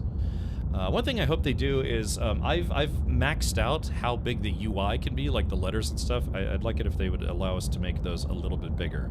I don't wear glasses, but I have a 32-inch monitor, and I'm playing at 1440, and the font is a little small. And I've made it as, the UI as big as they allow right now, so hopefully it'll get a little better. Alright, there we go. Boop. Sorry, my contrast was a little off. Okay. Alright, so let's do this. So I need to make a cutting ray. I wonder if I can take parts off of my starter ship to do that. Stop making me on. I know. Riveting gameplay. Yeah, I think it's going to be fascinating. Hold on. So here is the wallet, so to speak. So yeah, they're going to have a currency exchange, the Eve Vault. So Lux is what they're calling the currency in Eve Frontier instead of, I guess, ISK this time. But Eve, yeah, they're actually going to have an Eve token. You can see there's I guess what's going to be a wallet address. But yeah, you know, I think that could be interesting. Yeah, I mean, theoretically, you could turn Lux into Eve, and you could probably use the Eve token to buy more game time. But if they allow it to be traded on a platform such as Coinbase or Kraken or what have you, then you might find some people be like, yeah, dude, I bought Bitcoin and I used my Bitcoin to buy Eve token, which I turned into Lux. It's kind of it's basically like a currency conversion with too many steps. Small font has been a thing since Eve first came out. Oh, really? Okay. That's what Grace will become, right? Yeah, something like that. In fact, I need to figure out why I'm not collecting my Grace points yet. Yeah, because they do have. Oh, I did. Oh, here it is right here. Yeah. Okay. Never mind. I did. So yeah, I've got 260 Grace points, and I forget what this is supposed to convert into later on. But so the Grace points are apparently an alpha, like pre-launch currency that's supposed to convert into something else after launch. I don't remember what that is. Let's see. Yeah, okay, it's good. So it actually has been. Last time when I played, well, it was my first time playing. It didn't update, but yeah, now I have 260 Grace points. Yeah, so here we go. Let's see. Incarnation initiated. Kill an NPC. Mine ore. Open the launcher. Okay, there is that. One founder. Oh, someone. Okay, cool. Someone ended up picking up the game on Friday. By the way, if you do decide to pick up the game, let me know. I do have a referral code. other than, you know, just a link to the website. It's, yeah, okay, somebody ended up picking it up. Okay, cool, so I've got 260 grace points. Hopefully I can trade those in for space hot dogs. Hot dogs. Okay, so let's do this. Let me go to my ship, because it says small cutting laser and synthetic mining lens. I wonder... Refinery printer. Okay, so let's do this. Okay, so bulky armor plates, synthetic. Oh yeah, here we go. Synthetic mining lens. All right, so here's my portable storage. Okay, so I made. Yeah, I've got an Embark engine and I've got a Sojourn engine.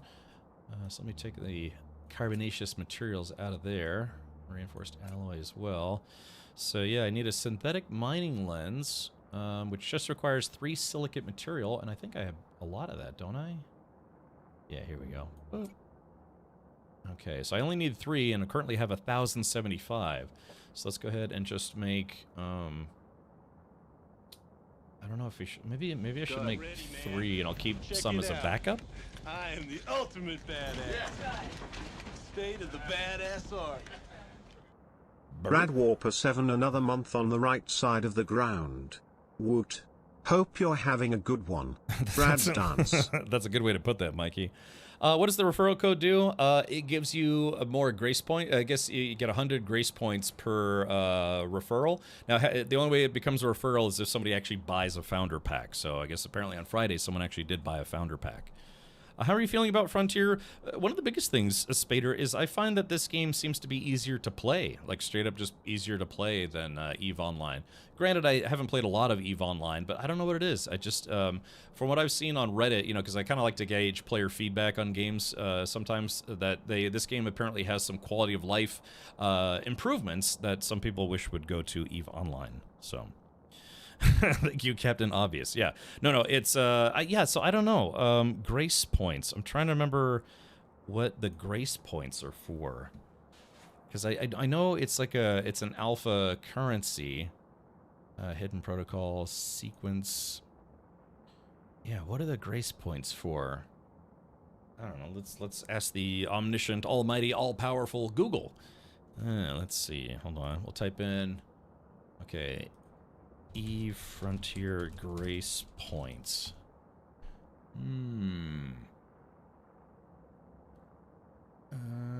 Let's see.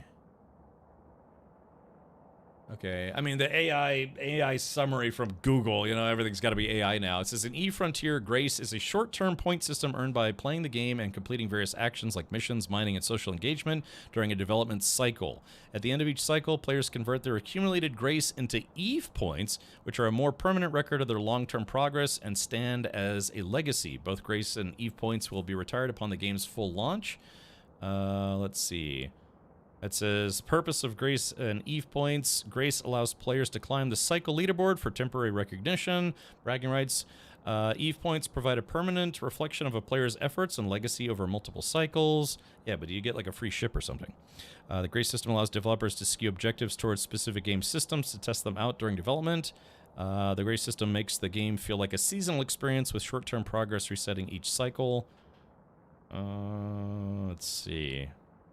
Both systems are temporary and will be retired when the game is fully launched. Oh, okay. So I guess, I wonder if, well, like, what can you use them for other than bragging rights? Let's see.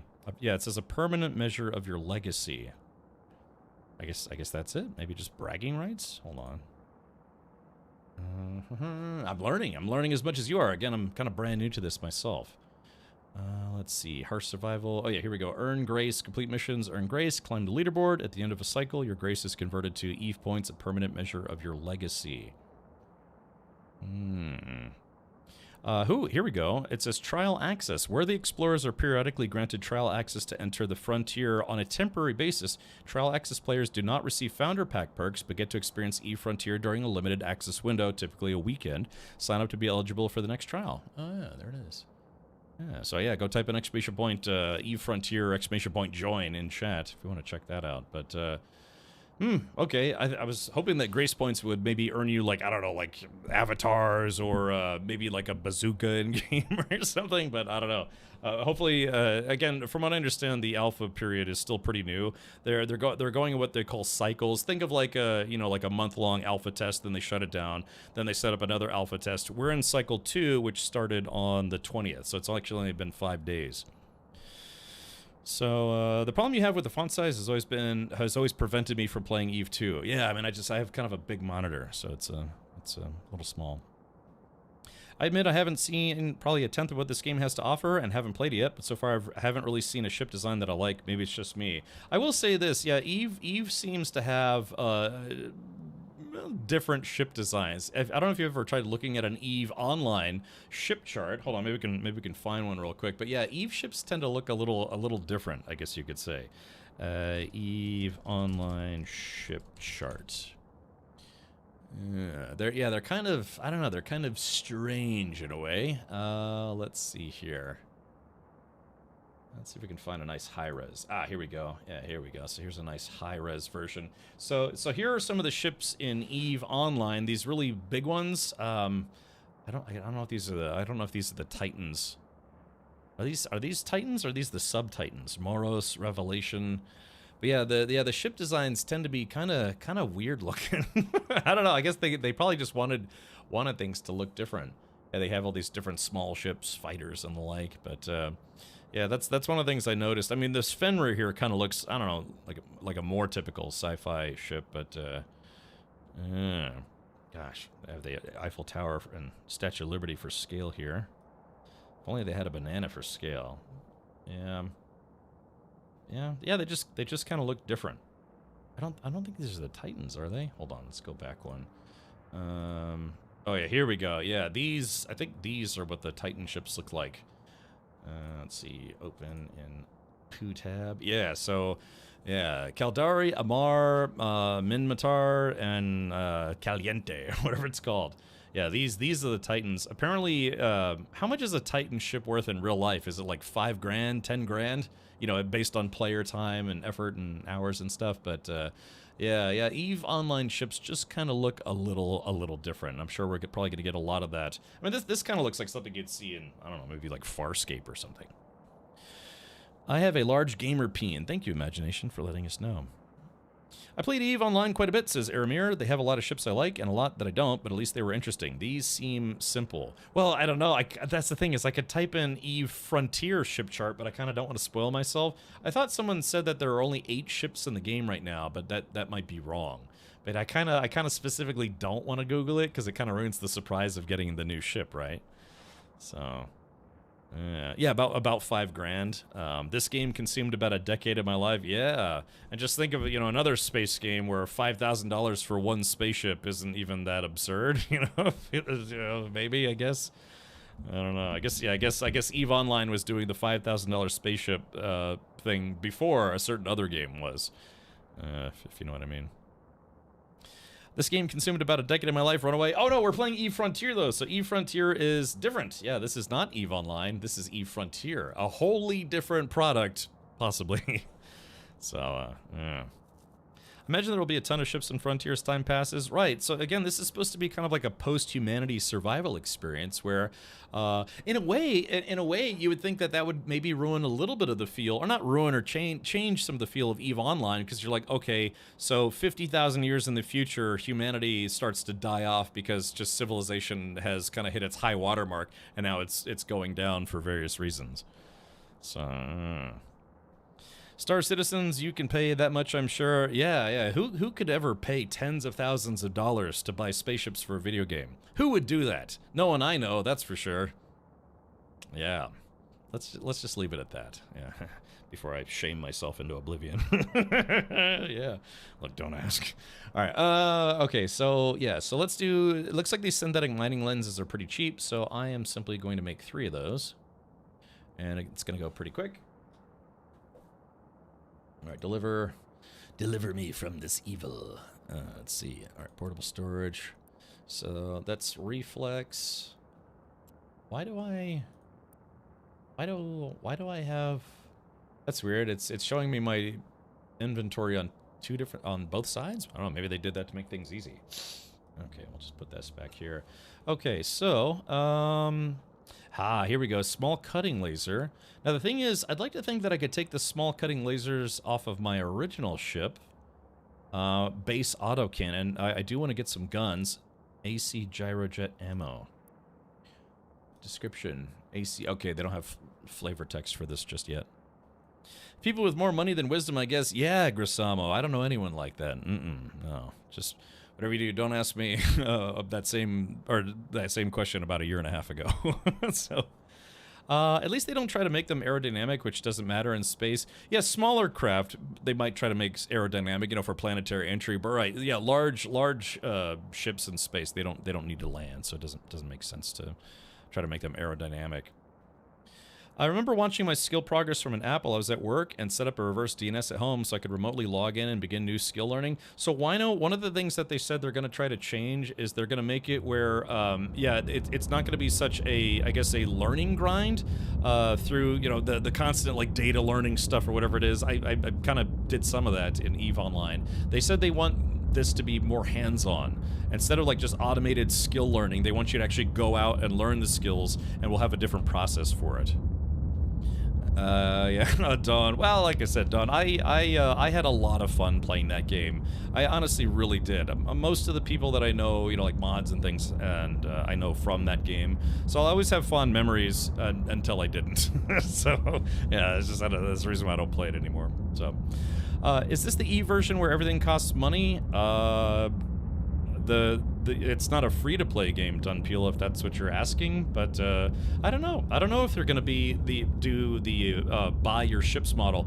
You know, I will say this: I was a little disappointed in Frontier developments. You know, I mean, I don't get me wrong, I really like Elite Dangerous, but yeah, they kind of followed in SC's footsteps. You know, they kind of saw the dollar signs, the hundreds of millions of dollars that SC was making selling people ships outright. So yeah, as of like I think what is a year ago, 2 years ago, Frontier started doing the same thing, where it's like, yeah, you could buy their currency, which you can then use to buy early access to new ships in the game, and it's like, Frontier, why? Why would you do that? They're like, yeah, we're selling hundreds of ships now. It's like, ah, shit. Yeah, I guess that's that. Oh yeah, maybe. Spader says, what's your referral code? Oh yeah, hold on, let's take a look. I forgot to make a command for that. Let me do this real quick here. It's getting hot in my room.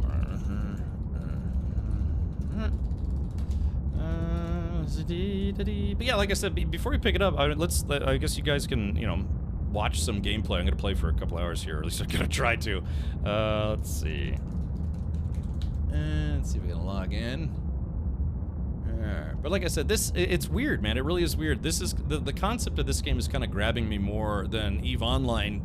Well, I knew I would get myself into some time trouble with EVE Online, but I like survival games. I really like survival games. So let's do this.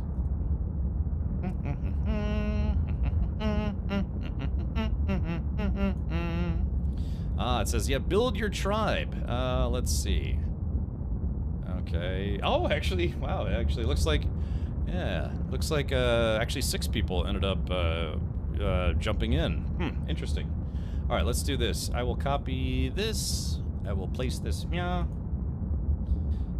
I guess, I mean, that's just it. So they did say there was going to be the thing where you can, you know, build a group, which they call tribes at this point, and yeah. So that's my referral if you feel like jumping in. I guess I'll get grace points, which gives me bragging rights, but I don't know. I'm sure the CCP folks would like to see it. So let me do this. I'm going to make a quick command. We'll just call it Eve Ref. Let's see. Quotes, commands. How do I do this? Exclamation point. Eve Ref.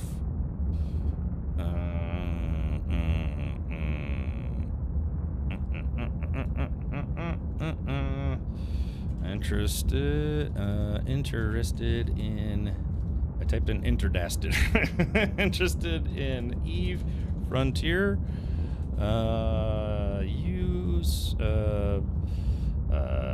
Click here to sign up if you want. Okay, here we go. Alright, so there is that. Okay, well, it is what it is. Let's see. Do we know how to start up a corp? See, I don't. So the problem is, you have to remember that this game is an alpha state. So they might not have the same grouping mechanics that that normal EVE Online is going to have, if that makes sense. If you're interested, Starship Flight 10 is supposed to launch tonight. Is that the one that was scrubbed yesterday? Yeah, you know, I'd be down to start another org, so to speak. Yeah, EVE, the Colonial EVE Space Marines. So let's see. How much does it cost to get into early access to this game? It's $40, and then when the game goes to 1.0, they're going to have a subscription-based model. It'll be a subscription-based game. Okay, all right, let me do this first, though. Let's go here, use fitting service. So yeah, so this is my flying, elite dangerous-looking wedge ship, just kind of a little guy, and apparently I'm the only one in it. So let's see. Was it like that in EVE Online as well? Like even the big ships, it was all just controlled by one person? Start your own religion. Yeah, don't they have that in EVE Online already? Yeah, what was the with the religious fanatics? Was that the Amar? Or the Jeffs? Okay, so yeah. Oh, that's right. I gotta let somebody. Somebody gets to name my my new ship today. The previous ship was named the VHS Betamax. You know, like the USS Enterprise. This is the VHS Betamax. Okay, so how do I? Let's see more. You're halfway on board already. Please wait. Estimated time left for getting the other half. Okay, so yeah, here's the ship that you start off in. It almost looks like a little like mini aircraft carrier, but it's just a one-person ship.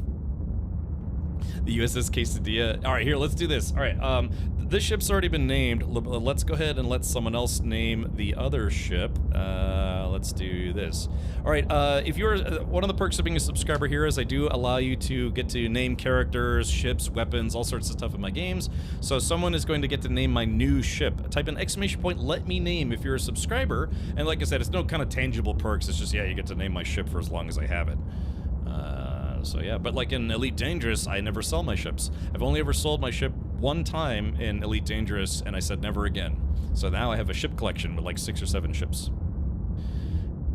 It's a Richard in a box, yes. The HMS Lollipop. Oh yeah. So, all right, we'll pick a winner here for that, but I'm just thinking if I can take this stuff off of this ship. The problem is like I don't know if I'm gonna have to go back to this ship, if it's even worth dismantling. Hold on, let's do this. Oh, there it is. It's like, where's my base at? So yeah, just like in a survival game, you know, you just have this little itty bitty starting base. But if you watch the trailer for EVE Frontier, you can see that some people, you have the ability to make like really huge space, kind of like space bases, if you will. Do you lose everything like when you die like in EVE Online? Apparently so, yeah. So it's so the one thing I couldn't lock down, and I forgot to ask the dev, is that if I die in game and I come back, I roll a new character, can I come back to this station and get all my stuff back or not? That I don't know. Because you know, even in survival games, yeah, you know, you're probably gonna die, but at least you could, you know, run back to your body. Like in DayZ, people used to call DayZ jogging simulator, you know, because you're just running back to your, they call it a corpse run, so running back to get your stuff. But I don't know if they allow people to do that in EVE Frontier. Playing Just Chatting. Oh, really? Am I just in Just Chatting? Oh, you're right. Whoops, I forgot to update my category. Sorry about that. Hey, thank you for letting me know. I totally forgot to do that. I switched it over on, yeah, you'd have to find it so you'd be a clone. Yeah, I guess it's established that you're a clone to start off with, but the question is, because apparently the way this works is other players can't access your stuff when you're just starting off, so I honestly, I have to be honest, I actually don't know how that works. I haven't gotten that far.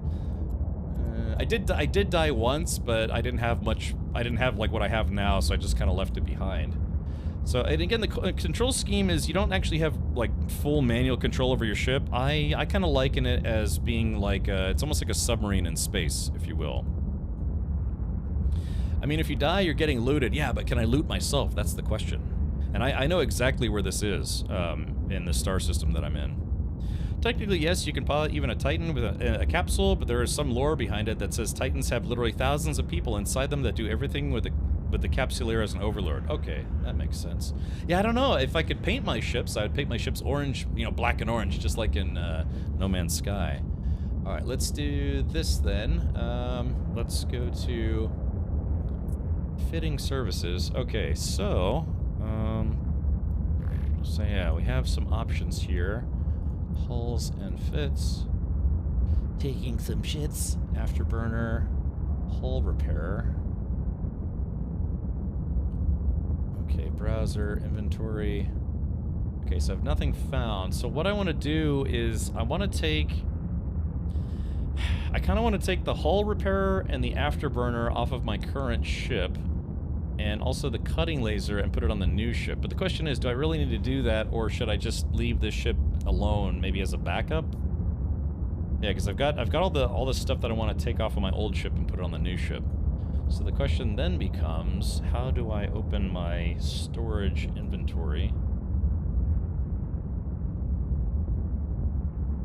Dang, how do I open cargo? Ah, okay, perfect. Here we go. So let's do this now. Let's move this. What I really love is that the UI is movable. Like you can resize the UI. You can make it big or small. You can kind of do whatever you want with it.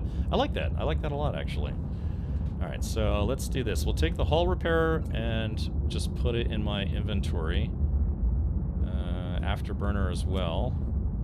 And the small cutting laser, which is damaged. It's 20%. My synthetic mining lens has been damaged. Has a range of 15 kilometers. Turret tracking is 1.0. Okay. Okay, so there we go. I've basically... let's see... there's the lens. So here's the laser. Okay, so yeah, I have some synthetic mining lenses. This one's apparently damaged. Show info, attributes, volatility, damage. Okay. All right, so yeah, basically I yanked all the gear off. I'm not going to take the engine out because this engine probably won't be useful for my new ship anyways.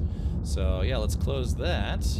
Okay, and now we're going to go back to star shitting, or whatever it's called. Let's see.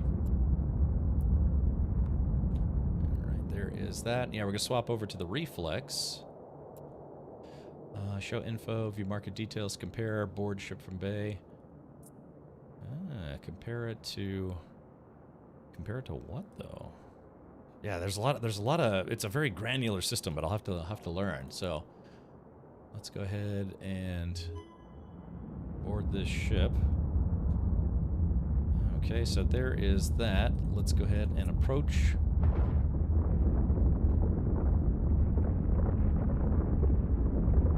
Yeah, so right now this ship doesn't have any shields or armor, so I'm gonna have to fix that eventually. There's my flying wedge. Doing a figure 8 in space. I'll have to get some combat. Oh, I'll stop. There we go. Yeah, there's a shortcut to just all stop your engines. All right. Hopefully I'm not just drifting in space here. Okay, so open cargo, and then let's go to let's see, interact. Oops. No, I meant to go to. Let's see, fitting services. Okay, so here we go. So now let's do this. Empty engine slot. Let's go ahead and stick the Sojourn in there. Boop. All right, very good. Empty low slot. Empty high slot. Okay, so we'll put the small cutting. There is that. Power grid. Yeah, I gotta learn all these systems. Okay. We'll put the afterburner on empty mid slot. Hull repair on empty mid slot. So it looks like I should be able to buy or make a gun. Okay, synthetic mining lens. Let's add that to the small cutting laser. Loading the asteroid mining crystal into the asteroid mining laser. This will take approximately 1 second. Too long, just too long. Okay. So there is that. So yeah, it looks like I've got the mining laser set up. So now I am going to let's put some fuel into it. I might not be able to drag and drop. Let's see, where's the cargo? Okay, inventory. Taking unstable fuel. It's kind of one of those things where you have to take the fuel, put it into your ship's hold first, and then in here. Actually, I wonder if that actually works on this ship or not.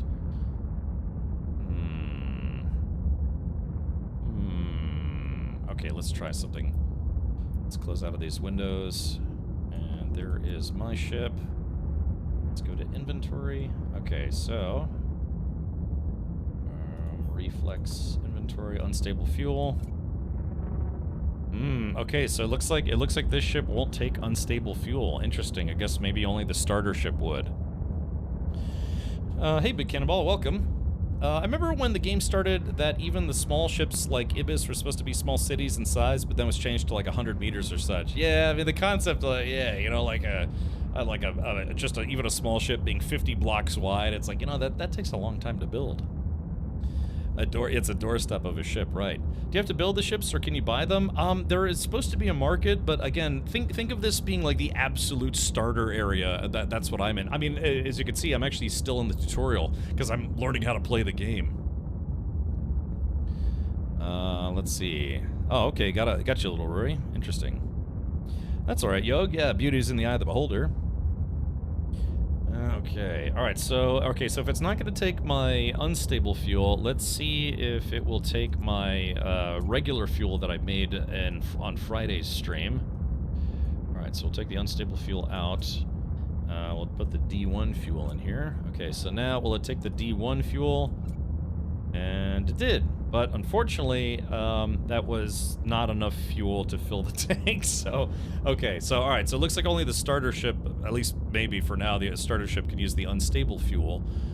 So, but at least I got a little bit of gas for this thing. Let's do this, though. Let's see what it's gonna take to make some guns. Yeah. Yeah, so I've got the top side, basically dorsal and ventral mining beams. We can go give those a whirl here in just a second, but let's see what it's going to take to make some guns. Portable printer. Let's see. Okay. Base auto cannon. Alright, let's go to portable storage. Okay, so it looks like we need metal-rich minerals, which I'm pretty sure I have. Okay, and then it's going to need silicate material.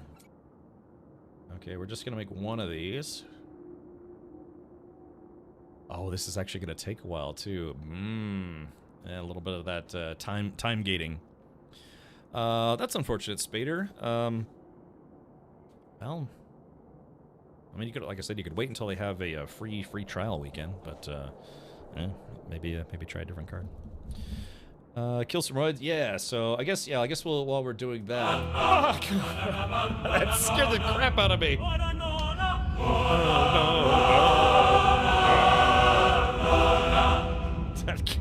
God, made my heart skip a beat there. Whew. Hallo Griefenberg, willkommen. How is the game so far? I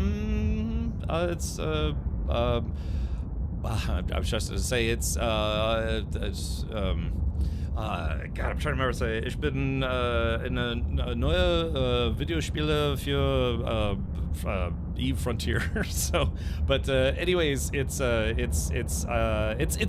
interesting. It's interesting. It is supposed to play more like a survival game, if you will. Sorry, I was trying to like use some of my German that I'm trying to learn.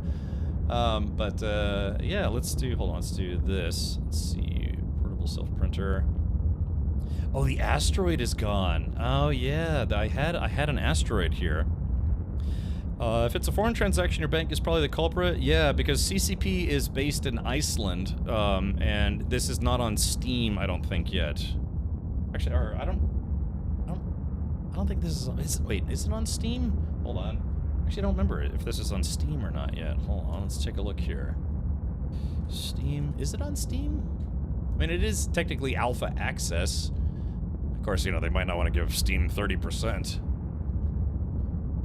Let's see. Eve Frontier? No, yeah, so it's only being done through their own launcher. So, yeah, Eve Online is on Steam, but this game is only through their own launcher. So, yeah, it'd probably be going right to Iceland. Yeah, but yeah. By the way, for those of you who maybe are Deutsch speakers, Deutschsprache, then go check out Griefenberg, who streams in German. They're a German broadcaster right here on Twitch. Maybe one of the mods could give Griefenberg a shout out. Have you played EVE Online before? Yes, but only a little bit. Yeah, ein bisschen EVE Online. I've played. I had a couple sponsored streams with them, you know, to check out the game and kind of get a first time look at it. So, yeah, that was totally it. I checked my bank. They blocked it for foreign transaction. Right, because it's not going through Steam. It's going directly to CCP, presumably, or their processor, which is probably based in Iceland.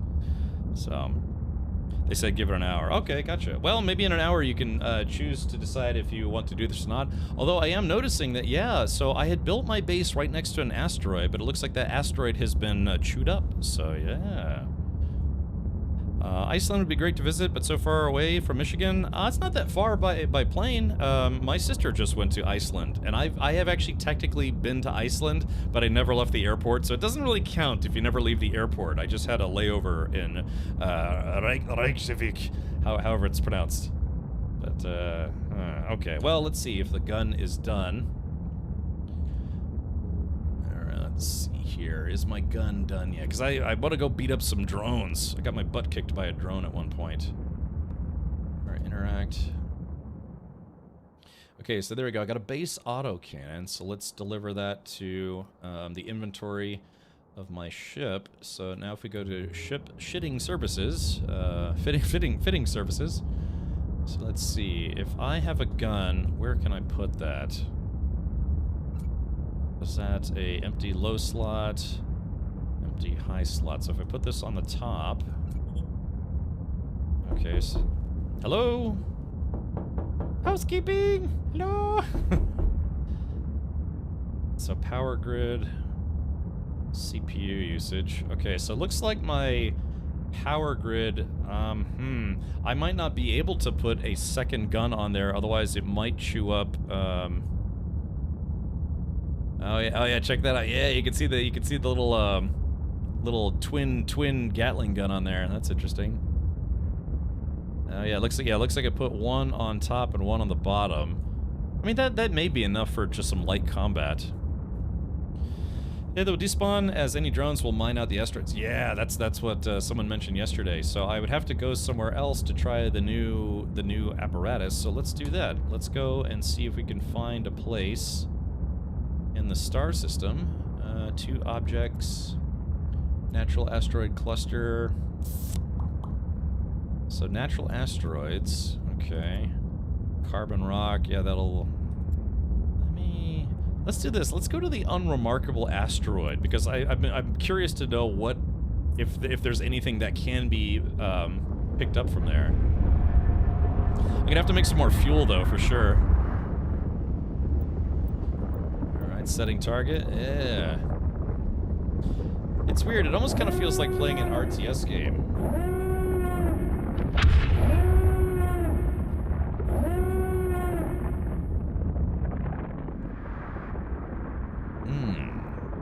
EVE has always had twin turrets so that both hemispheres are covered. Oh, okay, gotcha. Alright, let's do a quick area scan, make sure I don't have anybody here with me. So deep core carbon ore. Okay, so I've fitted my ship. Explore the galaxy, dismantle your base, gather your valuables, and use the map to locate a new solar system to jump to. Okay, so I think I've come to just about the end of the tutorial. So after this, it should be just, yeah, the universe is my oyster. Thank you, Daisy. Is the dono broken, saying invalid credit card, and PayPal is also erroring? Oh, hail. Well, I guess for now, yeah, don't worry about it. Maybe there's some stuff going on the internet right now. It's time for some Care Bear ratting. But welcome, Hill. Hopefully you're doing well, buddy. Yeah, don't worry about it, man. That's kind of you. But I guess I don't know if it's not working right now. Then I don't know. Someone else was just trying to use their credit card, but they said it was blocked. Hey Cap, new stuff going on in No Man's Sky? Not as of today, but yeah, so Sean Murray did, you know, anytime Sean Murray posts like just a single emoji and then starts reposting those emojis, you know that something new is coming up. We're going to be doing some sponsored Hello Games, I'm sorry, No Man's Sky streams. Oh, Hale, thank you for the 5 gifted subs. Coming out the goddamn wall. Look. Thank you, Hale. I'll have to do the extras for you. But anyways, so Hello Game reached out and said, would you be interested in showing people the new player experience in the game and maybe doing that this week? So I told them I would. So yeah, the market is crashing. Everyone get your go bag and ammo. When I worked at a military installation, I had a go bag, but that was more about survival versus you know, immediate survival. Because, well, you know, chemical attacks and what have you. I saw the first Aliens episode, thought it was decent enough, not seen 2 or 3. Yeah, episode 1 is pretty good. Episode 2 is where it starts to kind of get a little cheesy. I don't want to spoil it for you, but then we just watched episode 3 last night. Episode 4 comes out tomorrow. Episode 3 I thought was better than episode 2. So, if we have to take this on a per episode basis. So... yeah, go bag. Yeah, I'm not kidding, man. I've worked at I used to work for the military in a couple places. I used to have what are called escape hoods, basically temporary gas masks, and then at one place it was required that I have a go bag, meaning I had to put a full set of clothes in there, a bottle of water, maybe some food, in case there was a situation where I needed to be. How do I put this? I guess locked in a place for a while, or you know, put into quarantine for a while. So it's a little intimidating whether your job's like, oh, by the way, you need to bring in a full set of clothes and water and stuff in case something bad happens. And by the way, here's your escape hood, which is like a temporary kind of one-time use gas mask. So I'm doing well. Evie, it's just Mondays, you know. I didn't get enough sleep last night, per usual. You know, damn insomnia. Let's see. I think I'll give it a bash some point. That's fair, Mark. Yeah, I mean, I'm coming to this kind of brand new, and I'm actually enjoying it. So let's do this. Let's lock target, and let's see. So deep core carbon ore. I wonder. All right, so let's load a. It's loaded. Okay, so I got the base auto cannon. I do have my cutting laser, so yeah. Let's approach this guy. Okay, synthetic mining lens is loaded. Okay, well technically I can mine stuff within, I think, 15 kilometers, so I don't need to get this close, but we're gonna get this close anyways. We called them assault packs in the army. Yeah, you got your battle rattle, your ruck, your go bag. Hale asked, how far are you outside of Orlando? I was just in Orlando yesterday. Oh, no, not yesterday. Saturday. I was driving through. So it's actually not that far for me. It's maybe, depending on traffic, it could be an hour and a half, 2 hours or so. But yeah, basically, their go bag was like, yeah, if your office suffers a chemical attack or radioactive attack or whatever, we are literally going to force you to strip naked, take all your stuff, and burn it, or whatever it is they do. Hence, needing a full set of clothing and then a bottle of water when you're in the quarantine zone, all sorts of stuff. So, we should do lunch when I'm over. Yeah, man, I can make it out to Orlando. Weekends are easier, but yeah, weekday wouldn't be too bad. It'd be nice. We can get tacos. There's a taco place I like out there. All right, let's do this. All right, let me see if I can mine. Okay, so here we go. So I've got my mining laser. So now we're getting a different type of carbon ore. This is deep core carbon ore. And let's see. I did empty my ship inventory before we came out here, so that way I can get a full pack. Now, I have to be careful because the game did say that it wants me to pack up my stuff and go somewhere else. But I think before I do that, I'm going to want to fix, or basically, I want to make sure I have a full tank of gas. I got you. Just want to make sure I care about you. Yeah. It's like literally I have to reset every week. Saturday, I was gone most of the day, and I spent about 5 hours driving, and then Sunday I actually had kind of a lot to do yesterday, so yeah, it's always, you know me, always burning the candle at both ends. So yeah, maybe Hale and I could trade feet pics at some. At lunch at some point. Hello, Cap. How was the game and how are you? I'm doing okay. You know, it looks like someone's got a case of the Mondays. No, everything's been fine. And again, Hello Games was very kind and said, hey, we would like to do some sponsored streams this week. So that's very nice. Need a relaxed day? Never relaxing. I'm always working. Again, when you're quote unquote self-employed, man, it's a lot of work. It's a lot of work, you know, because you have to be your own boss and kick your own butt to make sure you stay motivated to keep doing the things you want to do. Let's see. Or will she? Yeah, it's like, or will she? So, Hale, what we got to do is we got to get you some, like, have you bring back a live gator.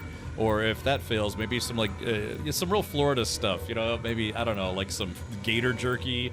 Maybe it's like, you know, that people make, like, on the side of the road, they make, like, palm leaf hats and stuff. That could be fun. Okay, so my cargo hold is full, and I've got this deep core carbon ore. So, okay, cool. So, again, we took a chance, and just like in a survival game, going to, like, a new forest or new canyon or something you've never been to see what's there, this place said unremarkable asteroids, but it turns out there's something called deep core carbon ore, which will probably end up being useful later on. Yeah, bring her back some meth. I'm sure that'll fly in customs. Yeah, bring a small lizard. Actually, here's a true story. So, at Hale, you might find this kind of amusing. I had a BMW 135i, and I had it for, I don't know, about a year. Lizard. Florida, in a nutshell. And wait for it. Lizard. There it is. So I sold the 135i and bought a M2C instead. The guy I sold my car to, he said he literally flew from Pennsylvania down to Florida and drove the car from Florida back to Pennsylvania. He said about just a few, like 3 days after he got back, he found a lizard in his car. His car, the one I sold him. And I was like, dude, what did you do? He's like, I just got a little cage for it and gave it to my daughter, you know, as a pet. But can you imagine that lizard probably traveled farther than most lizards travel in their lifetimes? I mean, my house is covered in them all the time, but yeah, somehow a lizard got inside the car, and he had to, you know, I had to catch it. So it hitchhiked up to Pennsylvania. Not exactly tropical in Pennsylvania. Oh no! Oh yeah, let's do this. Let's pick a winner for naming rights. So let's do this. 3, 2, 1, and boom! Wino Gamer, if you're still hanging out with us, what do you want to name my new ship? Yeah, let's see. You have to set the name. So right now it's called Reflex YT6 Victor 53, but it needs a new name. Okay, so Wino says the ship should be called Wee. No, what do you actually want the name to be? Unless that's the actual name. Oh, the Cheese Wedge. The cheese tax. All right, here we go. All right, so this is the Cheese Wedge. All right, very good. Should we call it the USS Cheese Wedge or HMS Cheese Wedge? Should name the ship to yes. That's a true story though, man. He brought a lizard, the USS Cheese Wedge. All right, very good. Okay, so yeah, like I said, very, very simple gameplay up until this point, but yeah, if it's a learning process like it is for me, I'm happy to do it. Now, what I really want to do, though, is I want to try these guns out. No charges loaded. Oh, okay, so... loaded, but base autocannon has run out of charges. Okay, so I made the gun, but I forgot to make ammo, so I'm glad we didn't actually have anything, I don't know, anything, you know, dire here. I'm trying to see if I can get closer to those guns. Yeah, you can see you got those twin, almost like twin Gatling guns or whatever. Yeah, you see that? Cool. But I'm sure if I got into any PvP, I'd probably just get my butt kicked. This is like just the ship right after the starter ship. Okay, so let's go back to my hut. You know, like I said, try to think of this as a asteroid cluster. Yeah, try to think of this as like if you're stranded on an island. It's a survival game. Kept trying to shoot blanks, but don't even have blanks loaded. I know, it's terrible. Alright, so let's see.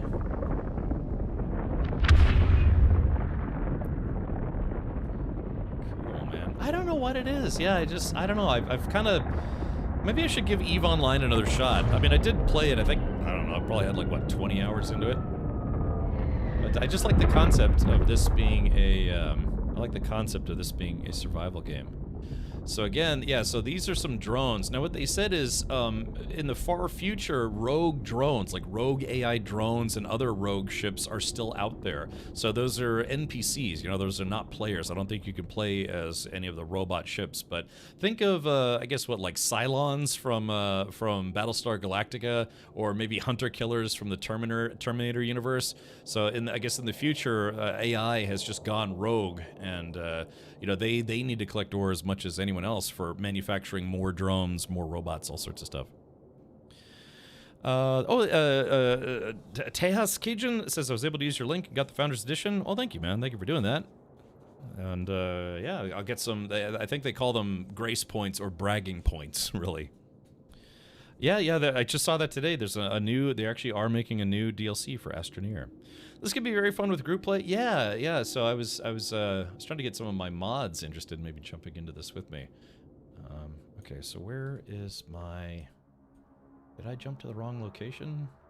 2 objects, common ore, rogue drones. Or I think I might have jumped to the wrong location. I was just bragging about how I still know where I am. Convoy debris. Oh no. Oh no. Oh no. Uh-oh. Oh no. I just realized something. Oh god, no. Uh-oh. I just realized something. Okay. So I said that I knew where my base was. That was me when I came to the grim realization that I don't know where my base is now, because I was using that asteroid. There was a big asteroid, and it would show up on the, you know, the kind of like the solar system map, but it's not there anymore because it's apparently been completely mined. But that's where all my stuff was, and I have to learn how to find it again. Let's see. Oh, bring up asset list. Okay, His brain ain't right, but it's fun. I know. I didn't think about that. So, because on Friday, someone's like, "Yeah, make sure you put a bookmark, or you know, bookmark your location in the solar system." It's like, how do I do that? And they said, do this, and it wasn't working because apparently that control works in EVE Online, but it didn't work in this game. Okay, so yeah, exactly. Oops. Let's see. Okay, assets. How do I bring up my assets? She's got some nice assets. East Fox, yeah, I haven't played SC in about 1.5 years now, and yeah, I think 10 years of alpha for that game was enough for me. So I do wish them the best of luck, though. Yeah. Looking forward to seeing another yeah, Cash Store 2.0 coming out soon, or 5.0, whatever they're up to now. Yeah, more opportunities to buy spaceship JPEGs. Yes. So I don't know. Like I said, I actually still have friends who work for that company that makes it, but yeah, I can't say I play the game anymore. I have now moved on to, well, this. Let's see here. As much as I can. I don't know. I'm still pretty new. Let's see. Installation wreckage. P2L5. Okay, so how do I bring up my assets list? Somebody told me character sheet, inventory. Oh, yeah, here we go. Personal assets. Aha! Okay, portable printer. Warp to within... Oh, there it is. Warp to within 0 meters. Okay. Okay, whew! Alright, so I'm retargeting. Oh, it's H? Oh, okay, H. There it is. Okay, very good. Whew! I thought I just left my base somewhere where I couldn't find it. I do like the warp scene. It's like... It's recommended to set up base in an L spot. Yes, that's even what one of the CCP devs told me. Again, we did an interview with the dev on Friday, talked to them for about an hour, and they're like, yeah, make sure you go to a Lagrange point. And I was like, no, I want a base near the sun. Where is that bad boy? Yeah, there it is. Yeah. So we did the, I guess, the visual math and found out that this is actually a very, very small star. It's basically a star the size of planet Earth, which is fun, I guess. X4 is also soon getting a new DLC Envoy pack. Okay, gotcha. Alright, yeah, so this is a temp base. Let's go ahead and approach. Yeah, I don't know what it is. I find the controls in this game to be easier than EVE Online. I don't know, in a weird way, I don't know, I was...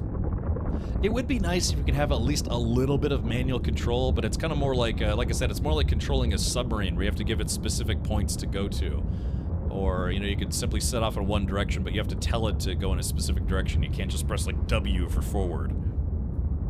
Yeah, napkin math, right. Ended up buying X4 complete, never got around to playing it. I bought all of X4 as well, and I just mostly to play the DLC. I had a sponsor stream for the DLC, but then I kept playing the game after that. Kind of like this. I had a sponsor stream for this on Friday, and here I am still playing it, which is usually a good sign. Okay, so let's open, let's see, portable printer, go to my storage, and let's go ahead and get the... Let's go ahead and take that deep core shenanigans. So that's all the stuff I just got. So ammo. I need to make ammo for my gun. Portable printer. Interact. Okay, so let's see. Portable storage. Let's put all this stuff away. Okay, it'd be nice if you could click and drag and it would only bring as much over. So if I click and drag, it gives, you know, it takes the 1,000... you know, stack or whatever. It'd be nice if I could click and drag and it would only take what it needs, but maybe that's something they'll do in the future. Hey, Sylphie, welcome.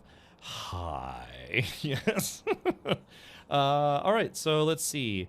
Base autocannon, AC gyrojet ammo. Okay, so I'm assuming this is the ammo that I need. Heat exchanger, compressed coolant.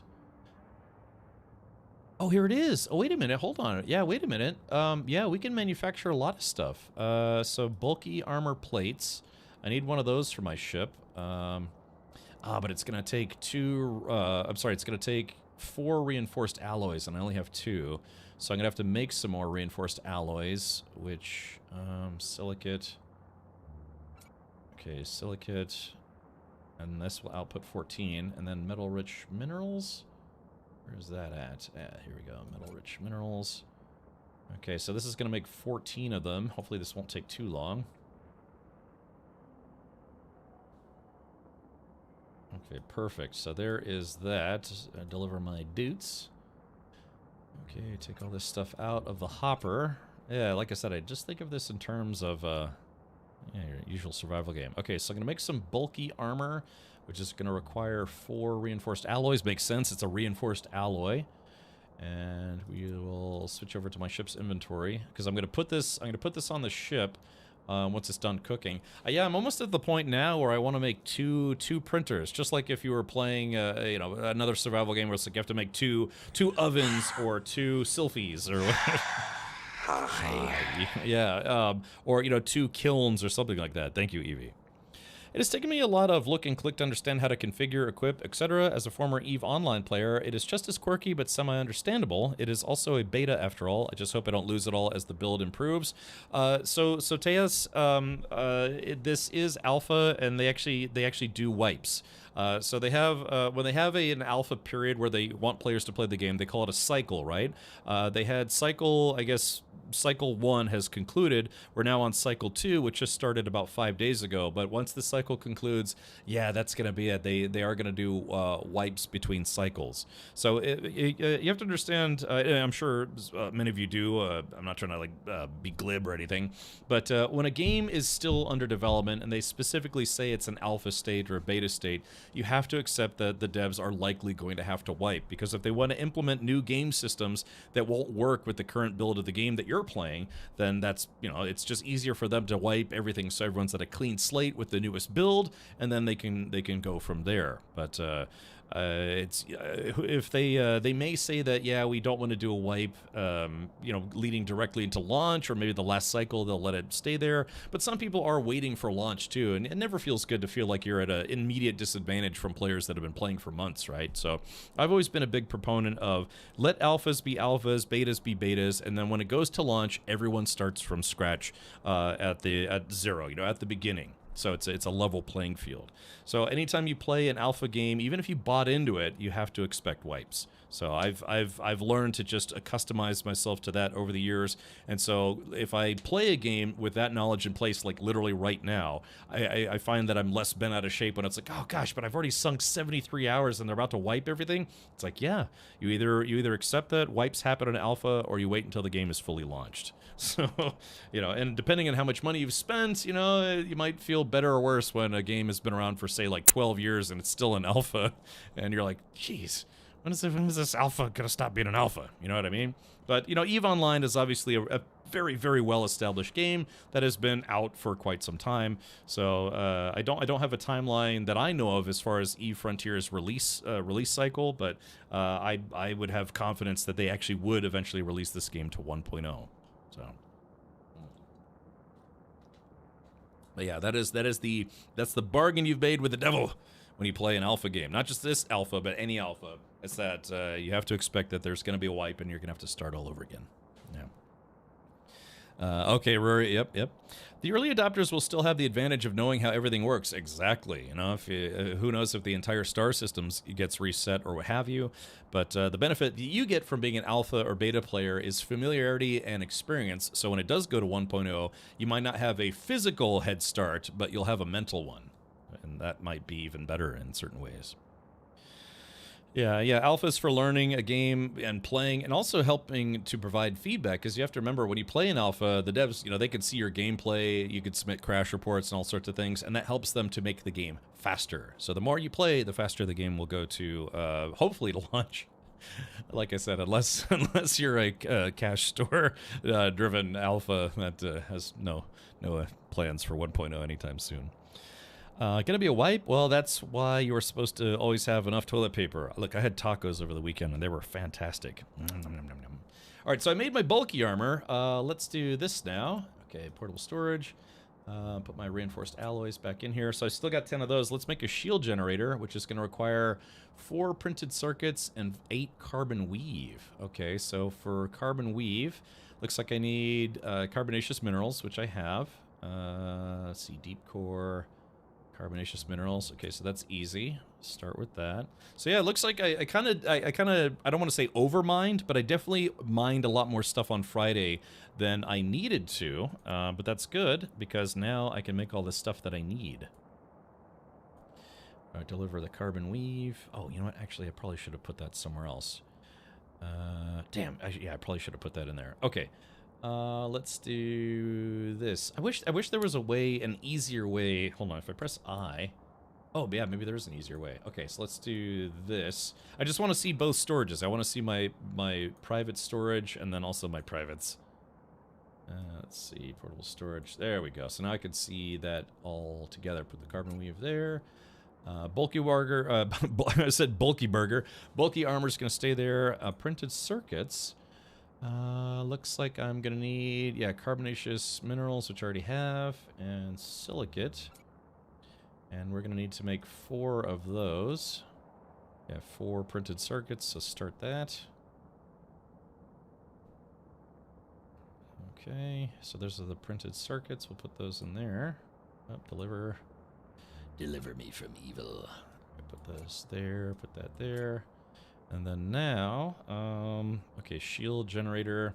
So that's the bulky armor. I need the shield generator. So here we go. So I got the 4 printed circuits. I've got the carbon weave. And let's go ahead and start that. And that is probably going to take a while. Okay, yeah, it even gives you a timer. It says it's going to be about 3.5 minutes. Also, you'll have also learned some tips and tricks that new players won't know yet. Yeah, again, but I still honestly think that's fair, though, right? I know some players, like, they hope and beg and plead. That's like, come on, can I, like, a little bit of my stuff from beta go into launch? But, some people I may not have beta access, and then it becomes unfair to them that you get to start off with all your beta stuff. Meanwhile, they've paid the same amount of money, theoretically, or maybe less, maybe more, who knows? And they won't be at the same starting point when the game goes to 1.0. So I think it's honestly just fair for everybody involved that everybody starts at a big fat 0. Now, say they have a program for collecting currency or something along those lines that, I don't know, maybe they tell you up front that, yeah, you can use that currency at start. Well, then at least that would be something, right? But otherwise, everyone starts at ground zero. I want a bulky burger. Yeah, I don't like mukbang stuff at all. Like people who, the whole point is it's basically eating ASMR. That's eating, apparently. But I have been watching a channel. It's a guy named Beard, or his channel is Beard Meets Food. He is a guy that travels around basically to different countries to try food challenges. Well, of course, what country has the most food challenges? The United States of fatties, where I live. And so he just drives around to different states, different cities. He also does that in the UK where he's from. I think he's from Leeds.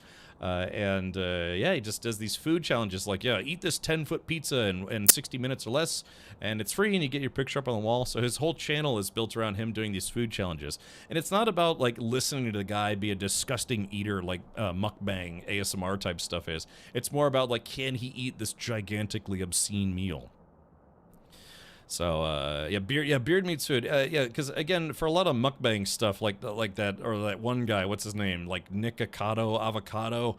It's about how disgusting can you be while eating, So, are we talking about a bearded man? We are. He has a much bigger beard than I do. But anyways, for him, it's simply about can he do it? And he's I haven't seen a video where he failed, but apparently he's had like a couple failures where it's just like it really is just an impossible amount of food. But I just watched one where he ate a 5-pound breakfast, so it's just, and then another one where he eats these 6-pound cheeseburgers. But the thing is, he eats it like how a competitive eater would. Takes the bun off, just like gobbles the meat, takes the the bread, tries to soak up fluids to make it easier to eat. So, but yeah, he's basically a competitive eater who does eating challenges. And I don't know what, because mostly it's because the food he eats is like just terrible garbage food that just looks awesome. It looks really delicious. But yeah, it's kind of stuff that made me the man that I am today. That cannot be good for your stomach. Probably not. Honestly, probably not. But yeah, it's just it's seeing him eat like these a stack of pancakes that are the size of a like a sewer drain or a drain or whatever, a sewer lid. Just whew, eating a 40-inch pizza. Then he did some pizza challenge where sometimes he'll bring on a second person who's known as a competitive eater, and they'll try to finish like a 4-foot wide pizza in 30 minutes. So. One time he failed, they had thrown a bunch of bread in when they saw it was him. Oh, really? Oh, okay, gotcha. Yeah, exactly, the Nathan Hot Dog Challenge. It's funny, I went to the beach in Daytona before I went to the racetrack, and right where I parked, there was a Nathan's Hot Dog place, and I was like, oh, man, I just ate breakfast. Otherwise, they'd go in and get some chili dogs. You don't taste much when you have to inhale it. I just watched a video of him eating, this 5-pound breakfast, and he said he loves French toast. So he's sitting there just eating all the French toast. What's his name? It's Beard Meets Food, and meat is spelled like like beef cabbage or beef cattle shit. All right, let's deliver this guy. Okay, and now I need to make some ammo. At least I think I have to make ammo, and this is just metal-rich minerals. Okay, let's make. I guess this makes 100 rounds, so let's make like 200 rounds. Okay. I don't know, 300? 200 rounds? Is that... I don't know how quickly I'm going to go through 200 rounds. Let's do 300 rounds. Better safe than sorry, right? And this is going to go quick. It's just, just making a bunch of ammo. But yeah, and that's just it too, because I really, they call it misophonia, where apparently you have, you're sensitive to certain sounds. But for me, when you try to say it's like, yeah, I think mukbang streamers are disgusting, it's like, oh, you just have misophonia. It's like, no, I just have good taste. Yeah, it's gross when someone's like, that's like a lot of mukbang stuff. It's just, it's you watch people eat, but then it's like they try to make it as like, I don't know, like as noisy as possible, which is... Yeah, so it's, I don't know, I just can't get into it. But yeah, even something like, some people don't go to the theater because they can't stand the sound of people eating popcorn, for instance. But yeah, they're just noisy eaters. And I lived in Korea. I lived in South Korea for a while, where culturally in some Asian countries, being a noisy eater is actually a sign of appreciation for the food that you're eating and towards the person who cooked it. So if someone, apparently if someone came by and you're just like, they would see it as like, oh, they don't like their food, but they're like, it's like, oh, they're being very loud with their food. That must mean they like it. It's just a thing. Why is that a thing? I have no idea, but apparently that's a thing. And that's one of the things that I noticed being, just being very young, living in Korea, that natives were very noisy eaters. Yeah, slurping noodles and all sorts of stuff. But yeah, in some cultures, like typically, I guess you could say in American culture, it's seen as bad form to be a very noisy, like gross eater, I guess you could say. Being sloppy, being noisy, that kind of thing. But I don't know, just cultural differences. But yeah, so there are people, and the whole mukbang thing kind of started in Asia as well. It's people literally watching other people eat, but like sticking the microphone right up to their mouth, like, just being noisy. It's I can't stand that stuff. Yuck. All right. Well, enough about me. I've done a lot of ranting today, unfortunately. So let's do this. All right. So I've made everything I need to upgrade my ship at least a little bit, and hopefully this is the right ammo. So let's do this now. We'll go to ship fitting services. Okay, so this is my ship. There are many like it, but this one's mine. So here we go. Bulwark shield. Question is, where do I put this? Mid slot, low slot. Okay. Okay, there we go. Yeah, gyrojet ammunition. Now, a gyrojet would indicate that each round has its own, basically like its own propulsion system. So it would, instead of just being a bullet, it would be a bullet that actually has. It's more like a rocket, I guess you could say, almost. If someone said gyrojet to me, what do you think that means? I would say that each bullet is basically like a stabilized rocket or a dumbfire missile, but it's been stabilized. So. That's what I would think, but I might be wrong about that.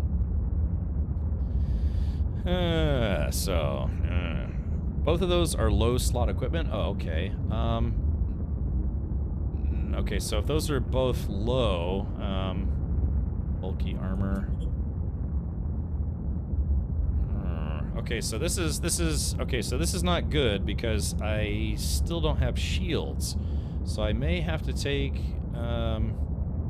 let's take the afterburner out. Okay, so that reduced my power consumption, but is that going to be enough for shields? Probably not. I'd like to think that shields would chew up a lot.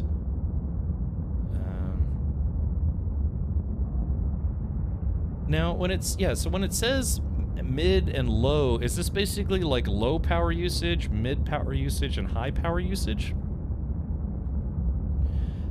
Yeah, exactly. It's basically a bullet that has its own propulsion system, as opposed to just the initial propellant that launches the bullet out of the gun. Once it's been fired, it also has its own propulsion. Shields, real men, hull tank. Oh, okay. All right, let's see. What happens if I put these shields on? Bulwark shield generator does not fit in this slot. The slot takes medium power items, but, hold on, but it says, but the item is low power. Okay, so, interesting. So, yeah, like a gyrojet bullet. Yeah, exactly. So it looks like this ship, what happens if I try to move my autocannon to mid? Okay, well, it looks like it won't let me. Hold on. Can I move my... Yeah, okay, so yeah, the gun is high power and the mining laser is a high power. Okay, so I have a hull repairer and I have bulky armor plates, but at least on this ship, on this specific ship, I can't use armor and shields at the same time. So that means I can take the afterburner, put the afterburner back on. Let's see. Okay, it says undersized propulsion module. Your ship is equipped with a propulsion module that is designed for smaller sized vessels, which is this afterburner. It says max velocity without it is 280, max velocity with is 425. I guess it would be higher if it wasn't an undersized afterburner. Yog says go with shields. But Yog, I thought you said you didn't ever play EVE Online. Is that...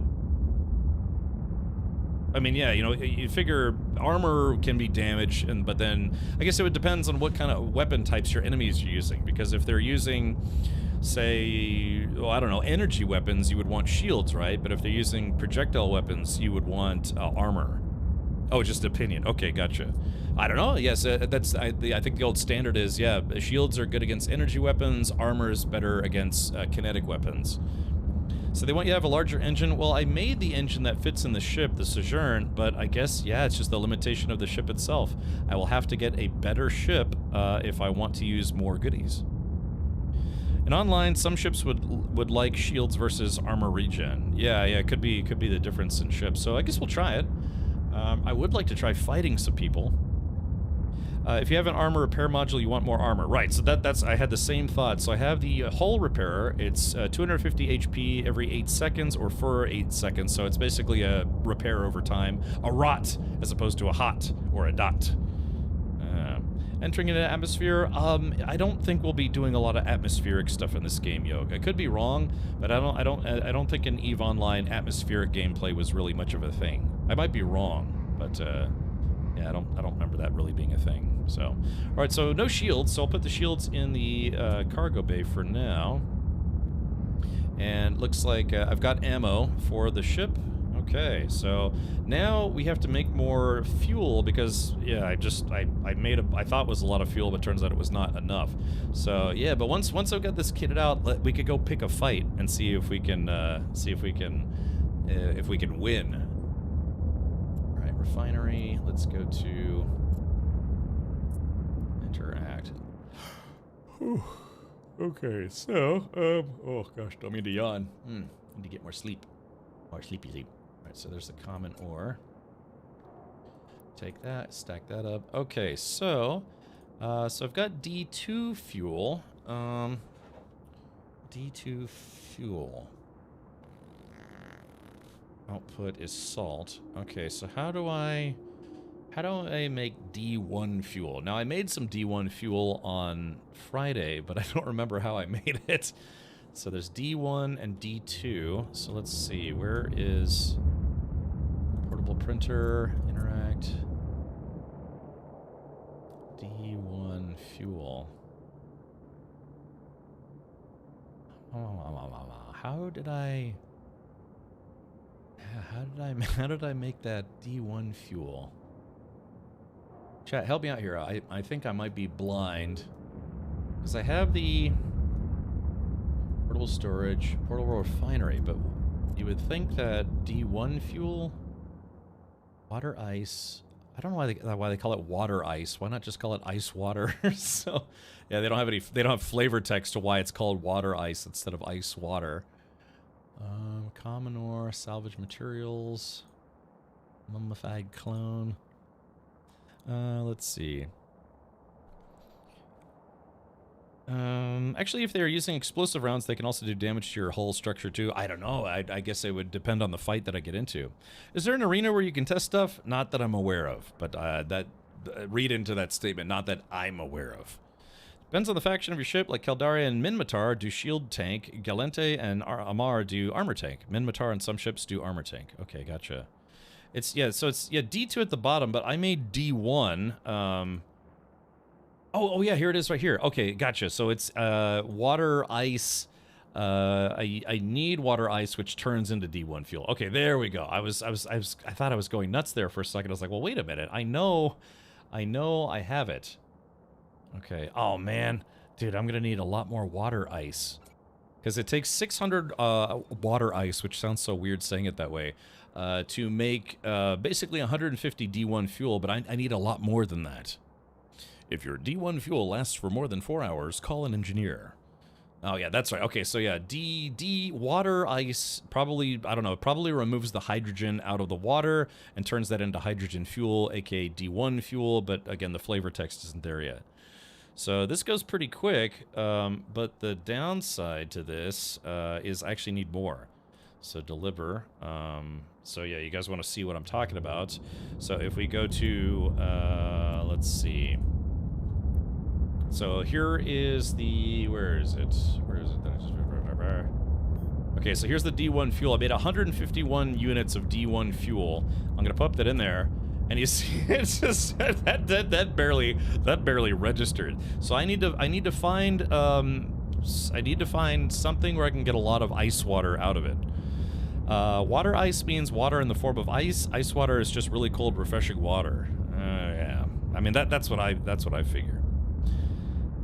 Hopefully you have an ice asteroid close by. Yeah, Spader, that's what people kept telling me, that I needed to find an ice asteroid, but I couldn't find one. I searched most of the system and I couldn't find one. So again, I don't know how much of the stuff that you find in EVE Online is also going to be in EVE Frontier. I don't want to assume. But yeah, so let's do this then. Okay, so that means I need to go find, so basically I need to find, hold on, sorry, caught myself mid-thought here. I need to find whatever it is that I mined previously that has water, ice. I'll just say ice for short. It has ice in it. Because, yeah, they probably pull the hydrogen out of the H2O and use that for hydrogen fuel. So carbonaceous ore has a byproduct of water, ice. Let's see. And mummified clones. So there are a couple places I know where to go to find mummified clones, aka people, you know, dead clones. And we suck the blood out of them, and then out of the blood we suck the water out of it. Dune Awakening, anyone? Is this the mobile game they're making? This is not a mobile game. This is a PC game. I'm not sure if CCP is making a mobile game, but yeah, this is a PC game. Let's see. Oh yeah, iced water. Yeah, as it's water that's been iced. Okay, so yeah, so let's do this. We need to go to two places. I need to make sure my cargo hold is as empty as possible. And then, yeah, I basically need to get a lot of carbonaceous ore and maybe try to find some mummified clones while I'm at it. Yeah, a lot of bodies or a lot of carbonaceous ore, so let's go ahead and do that now. Yeah, okay, it's almost like, I don't know, survival puzzle, if you will. Alright, Peltzer. Okay, so, we do have control, let's see, convoy debris. So let's do this. There was... Oh yeah, installation wreckage. Now there's an installation wreckage there. Tell you what, let's go to the convoy debris, see if we can find some bodies out there. There are two EVE Echoes and EVE Galactic Conquest. Ah, Duty Plop, thank you for letting me know. Alrighty. We are now on approach to the Chalupa Nebula.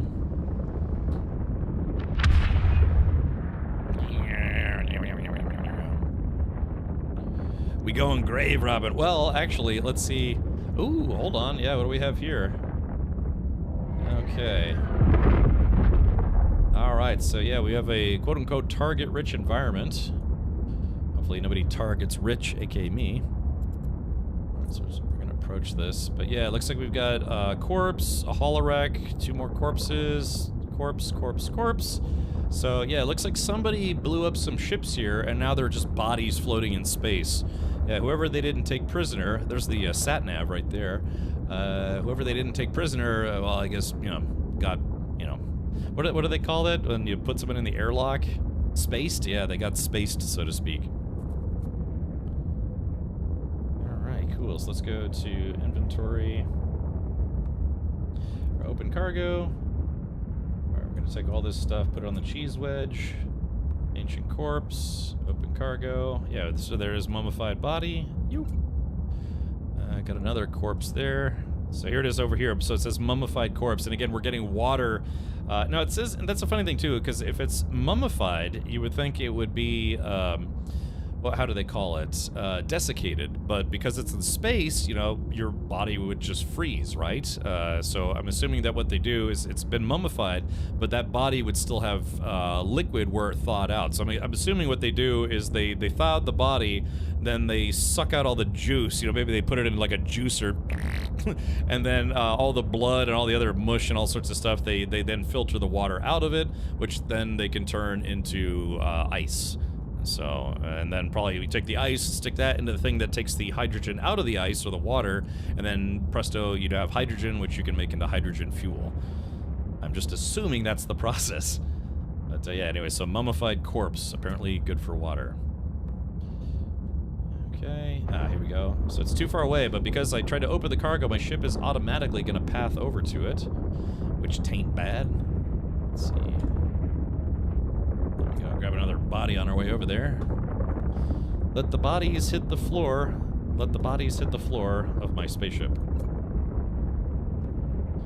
There There we go. Alright, missed a couple bodies, that's okay. There we got a little bit more unstable fuel. I'm assuming that at some point I'll be able to refine unstable fuel back into stable fuel. Probably at like a percentage loss, though. Okay, so yeah, I've got 4 bodies. I did get some salvage, which is good for other materials. I did miss a couple bodies. Let's go over there. So, yeah, like I said, the controls are, I would say, relatively intuitive. Again, in a weird way, it almost feels like a space submarine. The way you describe it makes it sexy. Oh, baby. Yeah, so the next Eve shooter is supposed to be Eve Valkyrie, right? If I'm not mistaken? Yeah, let the buddies hit the floor, aka friendly fire. Welcome, Kraut Goes Wild. Ah, willkommen. When Eve met Dune and also used his corpse to get water. Yeah, exactly. This is the second game I've played this year that, you know, you squish, you just put corpses in a blender or whatever it is, and yeah, you get all the goodies out of them. Okay, so yeah, like I said, this isn't terribly difficult or anything. Okay, here we go. Got a couple more bodies floating around in space. I should have enough room for these guys. So let's check out. Okay, so now visually it looks like I'm done, but just to make doubly sure, let's use the immediate proximity sensors. Nothing within a 10 kilometer range. Oops, wrong button. Yeah, nothing in a 10 kilometer range, so I think we're good here. If we take a look at my inventory. So yeah, I was able to get, let's see, auto stack this stuff.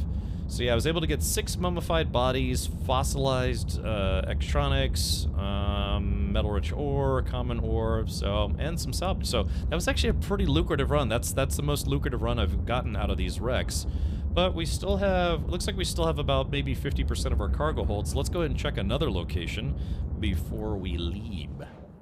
Oops, I went a little too far. Okay, so that was, yeah, that was that. Asteroid cluster. Let's also check the installation wreckage and see if we get anything. Let's see if we get anything at that installation wreckage. Now, last time I was there, something started attacking me, and I started dying very quickly, so I gotta be careful here.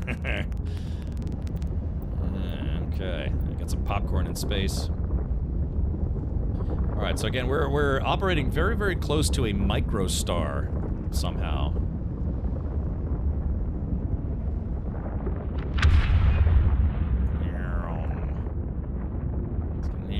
Spinning around in space. Could you have gone back to your first ship to mine ice while having an easier time with fuel? I don't... So I guess this game, it doesn't necessarily operate like a real-time strategy game where you can operate multiple ships at once. I am technically flying this ship right now, just not with, like, you know, typical, like, you know, manual controls, I guess you could say. Okay, so it looks like I'm... Oh, shit, I'm being targeted. Let's see. Where are they? Combat, hostile target. Oh, here it is. Cairn. Oh, something is here. Okay. So there's something here, and it is target locked me, so let's return the favor. Lock target. Question is, how tough are they? And I really don't want to start over here. Could you notify the corpses next to kin? Actually, you know what? Maybe I should approach Cairn, lock target. Maybe I should go dump all my stuff first. Eve Vanguard is the new MMO FPS they're working on for 2026. Okay, gotcha. It's not the Cairn, it's the other triangle. Yeah, the Nev Kalev Kieb. I guess, but last time I was here, I didn't see the Cairn. Open cargo. Ship is on automatic approach. So yeah, there's something here that's protecting that cargo, or if you can call it protecting. Let's all stop for just a second. So they are, the Cairn is 20 kilometers, but the Nebuchadnezzar is only 22, and looks like it actually is moving in my direction. So, hey, look, I'm trying my best here. Okay, let's see. T-Bone, thank you for the 84 months. Let's get some sub-hypes in chat. Thank you, Stargazer. State of the badass art. Okay. Wow, 7 years. Time flies. Okay, I don't Thanks want... for being a great streamer, at Captain Richard. Well, thank you, T-Bone. Appreciate that, buddy. All right, so... Okay, so chat, should we take the responsible route and simply just go and drop off my current loot first? Yeah, I could drop off my current loot first. Installation wreckage. Damn.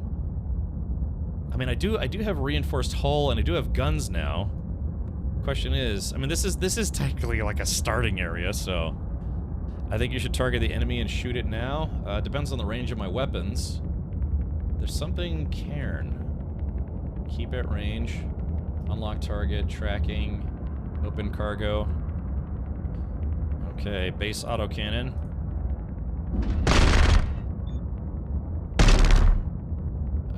Let's see. Hold on, wait, what am I shooting at? Hold on. Okay, so wait, but the problem, wait, what am I shooting at, though? Oh, it's because I targeted the wrong thing. That's right, the wrong thing. I guess that's what people were trying to warn me. Lock target. Oh, T-Bone! Thank you for gifting a bunch of subs, man. Was that like 7 subs? Oh, wow, okay.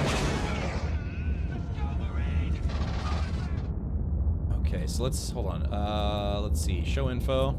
Okay, so this is Asteroid Rogue Drone Frigate. Oh, it's a frigate. Urgh.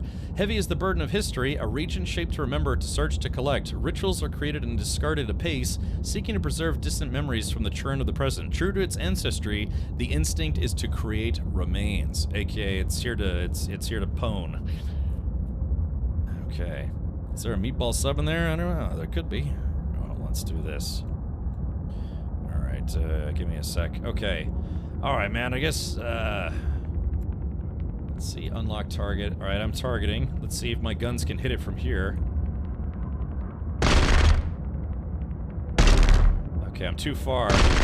Oh, actually, I hit it. Doing some damage.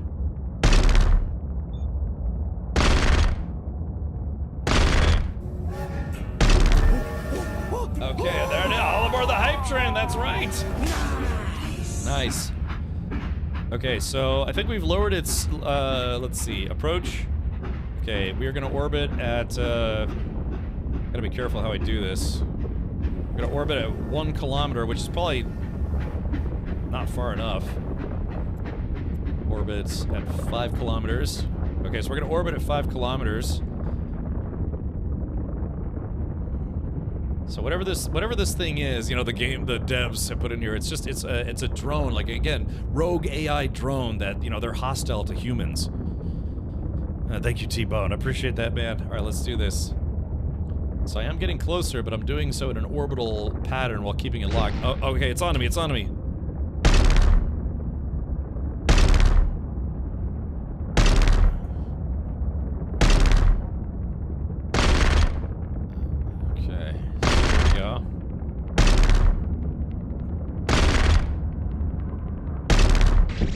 Okay, I'm gonna orbit at 1 kilometer, see if we can close the gap.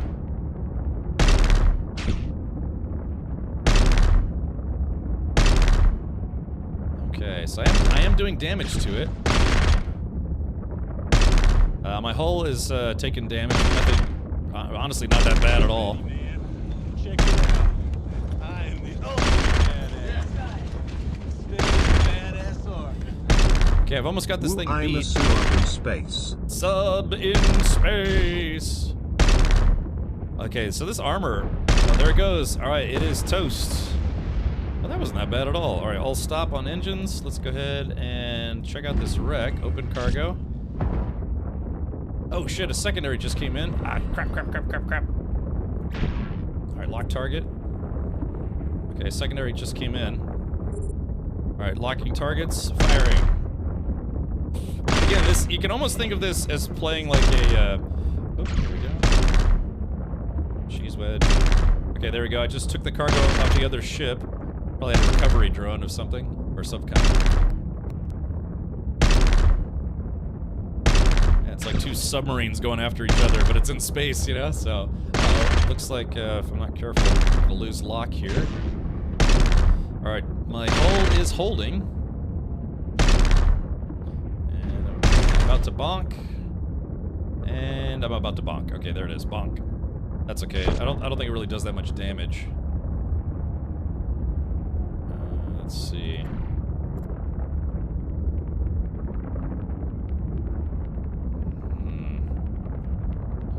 Okay, hold on. Let's see.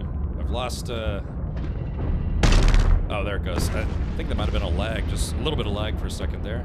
All right, I'll stop. Okay, hey, Scott. Arg, Scott. Okay, so let's go ahead and open cargo. It's too far away to grab it from this distance. I wonder if in the future... Damn, I'm being attacked again. Okay, we're gonna focus on the cargo for just a sec. Where's that guy? Okay, there we go, gyro jets. So basically some ammo. We'll take a look at that loot here in a second, but, okay, lock target. Okay, and firing. My reinforced hull armor is down to about 66%, 68%. But I don't want to keep fighting these things, otherwise it'll be a war of attrition. Spader, again, this game doesn't exactly have manual controls. Alright, keep at range, 1,000 meters. And there it is. Okay, so it says my cannon is being reloaded, takes 6 seconds to reload. That means they're gonna get some free shots on me. Okay, and fire. There we are.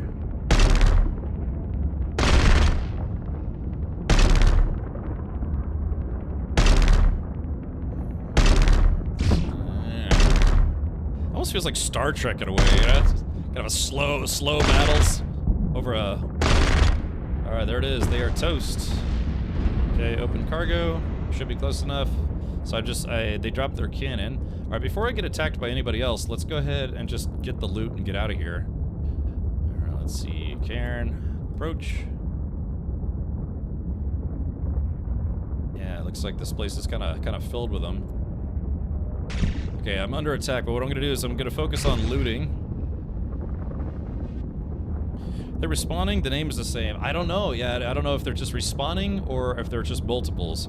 I'm now down to 50% reinforced hull, so yeah, I want to grab this loot and get out of here.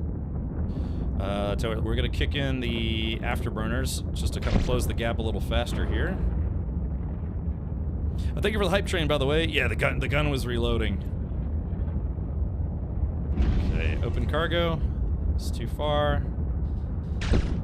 Okay, we're gonna kill the afterburner. Still too far. Looks like I got a range of about 2 kilometers. Okay. Oh, all I had was 2 mummified corpses. Oh, that was, well, I mean, I do need water, so I guess that was worth it. Alright, here we go. Let's see. Alright, where's this guy? Okay, I think we're gonna do lock target. We're gonna orbit this guy 1,000 meters. Probably shouldn't get too close, but I'm gonna kill one more and then we're out of here. Shamwise, yes. Yeah, I'll explain here in just a bit. Let me finish off this last drone. Okay. Alright, I'm gonna activate my hull repairer. So it's gonna use up some power, but that should repair some of my hull. I'm actually not sure if that works on the reinforced hull or not. It doesn't look like it. Okay, let's shut that off for now.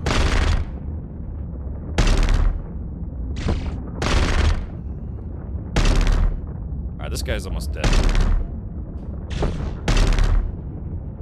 I guess the hull repair doesn't work on the reinforced hull, it only works on the primary hull. And I did do that on Friday. Okay, here we go. Opening cargo. Ship is too far away, so let's go ahead and automatic approach. I think I've had my fill. They never did get through my reinforced armor. Oh, yep, time to go, time to go. Come on, come on. Right up, I'm getting shot out here. Okay, fossilized electronics or whatever it's called. Alright, let's get out of here. Okay. Alright, let's see. Nope, wrong map. Here we go. Let's go ahead and just warp to the asteroid cluster. We'll have to just eat a few shots. So if they chewed through my my reinforced hull and maybe started damaging my engine, that may interfere with being able to warp away. I don't know that for sure, but I would assume so. Yeah, there we go, still taking hits. But we are out of there. All right, so there we go. Yeah, that honestly wasn't very lucrative at the place itself, but killing those guys did give me some extra goodies. Oh, there is a loot all button? Oh, really? Okay. Escape velocity. Okay, so basically I just jumped to kind of a random point here. Yeah, you can see there's a bunch of mining drones. I could probably kill those guys pretty quick. So let me try this again. We're at all stop. Let's try the hull repair again. Does this actually work on reinforced hull or not? So it's 17%.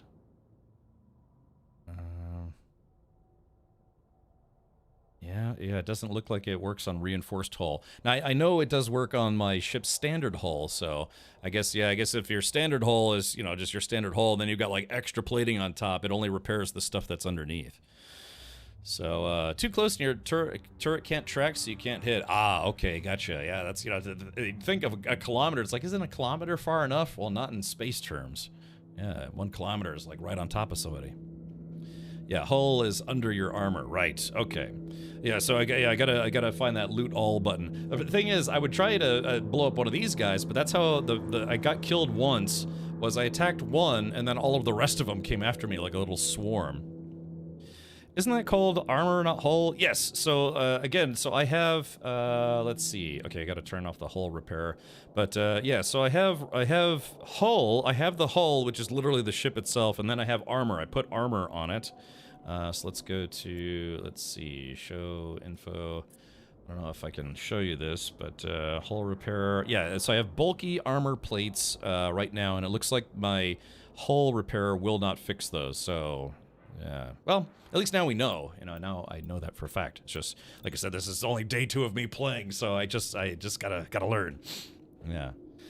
That's not reinforced hull. I'm sorry, yeah, armor, hull, metal. You know, I'm thinking in terms of metal, but yeah, it's literally you have the hull of the ship, and then you have the armor plates on top of it. So shields would have been the way to go in that area. Yeah, maybe if considering I was using projectile ammo, they seem to be using some type of energy weapon. So yeah, shields may have been better in that regard. Maybe.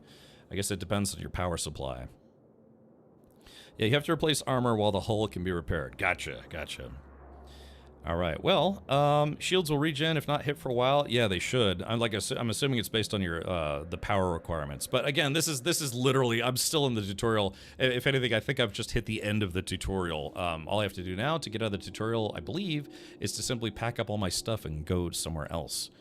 So why don't we do this? Let's go back. Yeah, I want to get some more fuel too. So let's open up the map.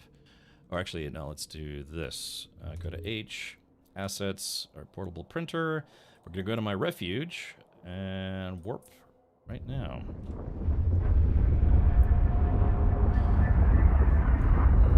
Like I said, in a weird way, you know, just fighting a few of those drones, it almost felt like I said, submarine combat, but obviously in space.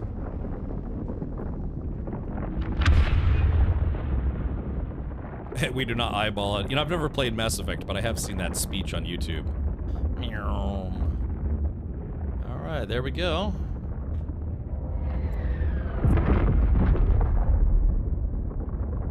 Come in, Tower. This is, oh wait, we haven't, what did we name the ship again? I named it like, oh, the USS Cheese Wedge. Come in, Tower. This is USS Cheese Wedge, coming in on approach.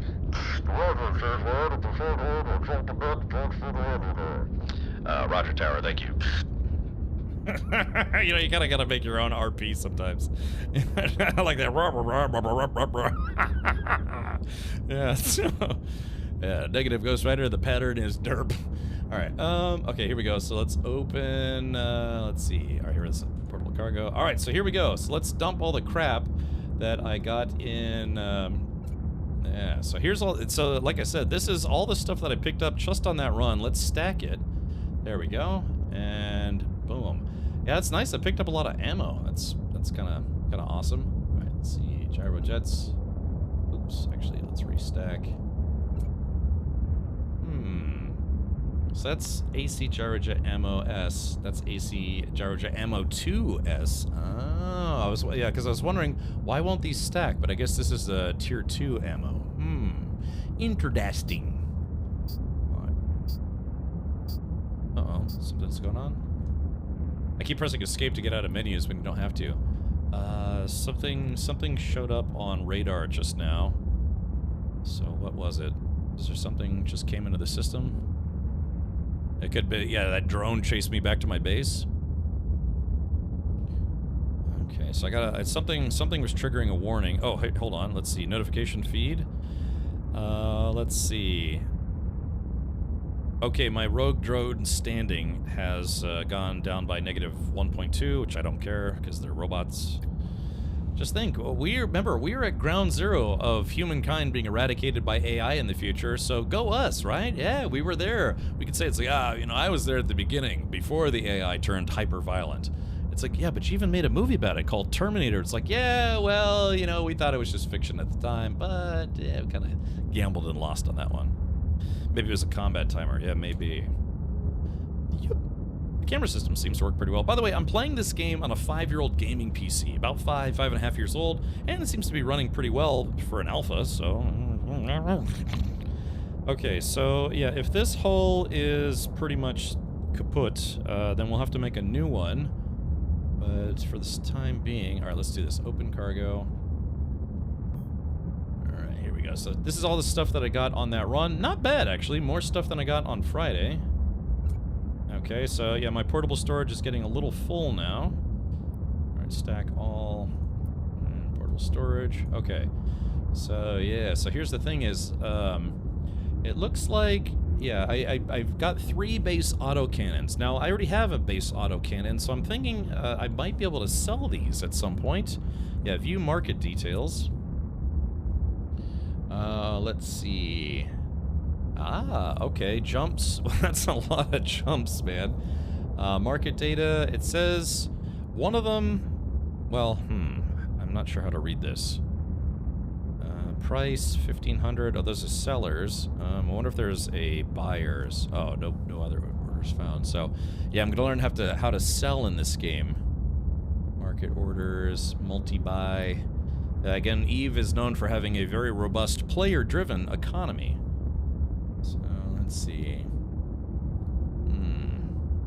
Location.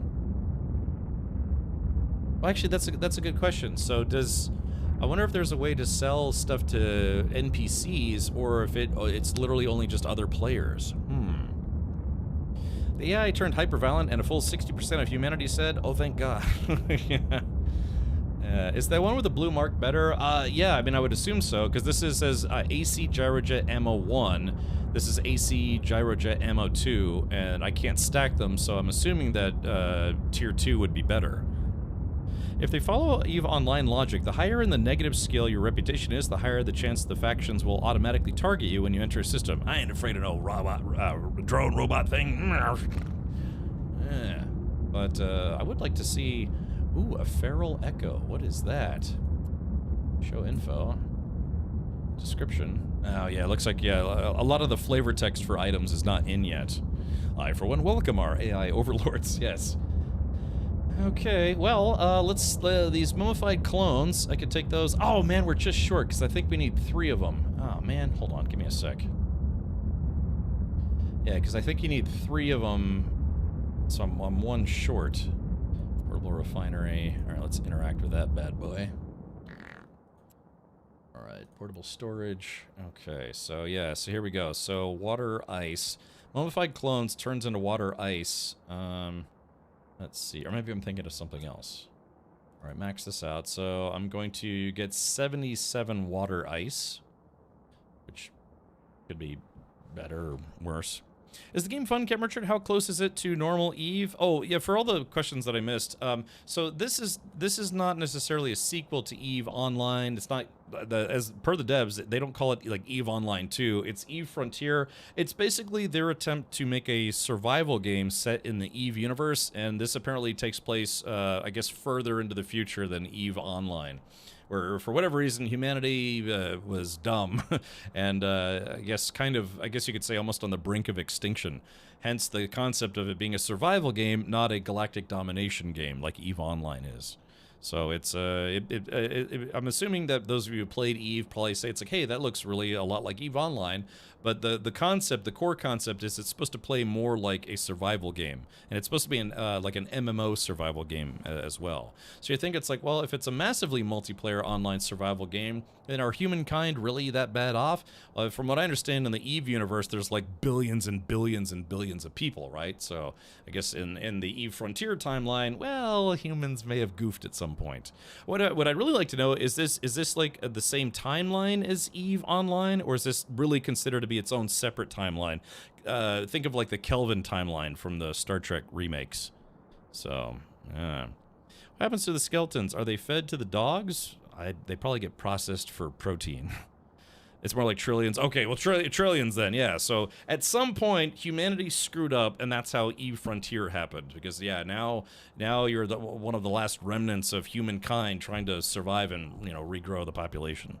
So at this point, yeah, maybe their version of, mankind has been decimated. There are only, 50 billion people left instead of 500 trillion or whatever. I don't know. It's be good to talk to the devs about all the lore stuff. Okay, so there's the water ice. Now let's do this. Okay, so I guess that did use up all my mummified clones. So now we are going to go to salvage materials. Oh, it's salvage material that needs 3 at a time, which I think I have. I think that should be enough for 7. Because this is going to give me reinforced alloys. So let's go ahead and start. Yeah, I need that for making, I think, the reinforced hull and stuff. It would be nice if I could fix the reinforced hull as opposed to replace it, but I think you can do that in Elite Dangerous, can't you? Imagination says, we almost died out once before. 800,000 years ago, the ancestors of modern humans underwent a drastic population decline known as a genetic bottleneck, where their numbers plummeted to an estimated 1,280 breeding individuals and remained at that critically low level for approximately 117,000 years before recovering. Really? Only 1,300 people? Gosh, on a planet of, over 8 billion, that doesn't seem right. But again, that was 800,000 years ago. Maybe it's not in the Eve sector of space, but in the area of Earth? I don't know. That would be a good question for the writers of this game. Some rogue AI went rogue against the rogues and decided to bring humans back to fight the machine that is oppressing the lesser machines. Exactly. Yes. It can be fixed, but you're not there yet. Ah, Dirk, thank you for letting me know. Okay, cool. That's good to know. Alrighty, well, so let's take all my carbonaceous ore. Let's make sure this is all stacked. So carbonaceous ore can also give me ice, ice water, water ice, so to speak. So let's max this out. It's also going to give me a lot of carbonaceous minerals. So, the question is, do I really want to spend all my carbonaceous ore doing this? Screw it. Yeah, let's do it. All right, so this is going to take a little less than a minute. But yeah, so the next thing I have to do is, 1, find a new place to live, and 2, figure out how I'm going to move all this stuff, because, well, I've kind of maxed out, well, not maxed out, but I've got a lot of stuff in my storage. I'm assuming I'm probably just going to have to make a couple trips back and forth. The survivors, we were from the shallow end of the gene pool. Yes. Yes. Alright, so once there, what I'm doing right now is I'm just making fuel because I just want to make sure that my ship doesn't run out of fuel. What I'd love to do is I'd love to crunch my starter ship and make some, get some parts out of that. So, Scooby-Doo-wop, Shooby-Doo-wop, Ploop-Ploop-a-dip-pow. Alright, there we go. So, yeah, I got 250 carbonaceous minerals, and then some ice water, water ice, whatever you want to call it. I'm never going to get used to that. It's like saying, oh, ice water. You say that, or iced water. You say that for 21 years, and then it's like, no, it's water ice. There's a difference. Okay, deliver me from Satan. Alright, here we go. Alright, so we got all that. So now we are going to take this water ice, leftover dreck here. Okay, so yeah, it's 600 water ice for every 150 units of D1 fuel. I've got 2,600, so that should give me a decent stack, but there's the grind. So that whole process you saw just then, that's the grind I'm presumably going to have to do for the, for the moment to get the fuel that I need to refuel my ship. So that entire process, which took, what, about 20 minutes, 25 minutes? That's the process, just to get fuel. Can you imagine how it's going to be to get anything else? Alright, so let's do this. Let's start. Boop. I screwed up. I forgot to hit max. Alright, deliver. Okay, max me, baby. All right, here we go. Start. And I'll have a little bit of water ice left over. What makes D2 fuel? D2 fuel? I don't know. I'm not sure if I have that recipe yet. That could be something we have to discover along the way. Alright, so let's do this now. Stack. Okay, so now that was enough to make 600 D1 fuel, which is honestly still not a lot. So yeah, a little bit of a grind involved. Now I could just go get a bunch of carbonaceous ore, and that might be a little faster. But the other way was more fun. Well, kind of more action filled. Yeah, I found some wrecked ships in space, picked up some corpses, went to a different place, fought a bunch of rogue, drones, and then made it back to, well, this area. So okay, so I've still got 217 water ice left. Okay, so from here now. Alright, so let's do this. Okay, so we're gonna open, open my, I have to stand up, stretch a little bit. Alright, let's do this. Open. Okay, so I've got the D1 fuel. We're gonna drag that to my ship, because you can't refuel your ship directly from the portable storage, unfortunately. It'd be nice if you could. Okay, so we've got the D1 fuel set, 600 units, and I've got 654 right now. So, there we go. Boom. So that's going to get my fuel tank about 2/3 full. I would have to do that same thing that I just did over again to fill up my tank. Hey, Cap, still playing Frontier? I am. Here in about 34 minutes, we're going to switch over to No Man's Sky and show people the new player experience when it comes to No Man's Sky. Brought to you by Hello Games. Hashtag ad. I don't know if I'm supposed to say that out loud, but I did. That's a sponsored stream. Okay. So, alright, well, I'm comfortable. I got more fuel in the fuel tank. I don't know if everyone ever owned a car as a teenager and you're like, oh man, I only got $5 and I really want some tacos, but I'm like one tick over E, on my gas tank. It's like, man, I got $5. Do I get gas or do I get tacos? So I just want to make sure, have a little bit of space. Oh, I should probably make another reinforced hull as well. So let's do this. Let's go to the portable printer. Interact. Okay, so yeah, bulky armor plates. It's gonna take 4 more reinforced alloy. So I've got 19 of those, so that's not bad at all. We're just gonna make 1 of those. And that's gonna take a while. Okay, so okay, so my ship's inventory is currently empty, and we are going to need to find a place to go move to. NMS still doing sponsor streams? Yes. So Redworm, they have some new content coming up soon, TM, and right now they are trying to build some hype and get people into the game. I am the ultimate badass. State of the badass art. Pramster, thank you for the 80 months, buddy. Pew pew. Pew pew. That's a good question. Yeah, does this have a... Alright, let's see. Okay, let's go to ship fitting. Oh, whoops, I went to the wrong one. Let's see, ship fitting. Okay, so, let's see. Here we go. Bulky armor plates. Offline this module, no. Let's right-click on it. Yeah, like someone else said, I guess I can't repair it now, but I might be able to repair it in the future. Undersized propulsion. Insufficient required charges. Some modules on this ship require charges to function. There are not enough charges to operate these modules. Oh, it's probably because I took the ammo out. Still same base I see? Yeah, I went on a loot run and that took me about like 20-30 minutes. So, yeah, Cycle 2, Ash and Resolve has reset the universe. Everyone starts fresh. The perfect time to jump in, learn more. Yeah, exactly. Yeah, when will now be now? Soon. Okay, so yeah, I guess my current armor plating is currently damaged. It's like the Department of Redundancy department. Alright, let's do this. So let's take this armor plating out. Where is the printer? Interact. Okay, so I've got my damaged bulky armor, and we're going to place it with the good armor once it's done. Should take about 30 more seconds. Question is, it's like, show info. Where... Power grid, attributes, volume, mass, armor hit points bonus. Max modules of this group allowed is 2. Passive damage resistance, negative 50%. Yeah, so it basically, I take negative 50% EM damage, electromagnetic damage. But the question is, if it says this armor was damaged, where does it say... I guess, okay, deliver... Yeah, bulky armor plates. So how do I...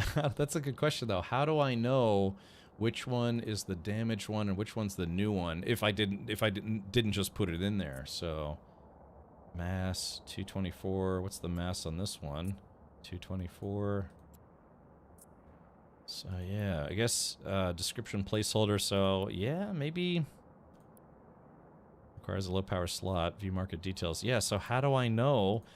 When this bulky armor is installed on the ship, I know that it's damaged, but how do I know when it's not installed? So that's a question that I will need answered at some point. Okay, so here's bulky ammo. Yeah, so this one's the one that's damaged, but it doesn't say that it's damaged until I install it on the ship. So that's going to be problematic. So let's take the good fresh armor. Let's see. Yeah, that's 17%. All right, hold on. Go.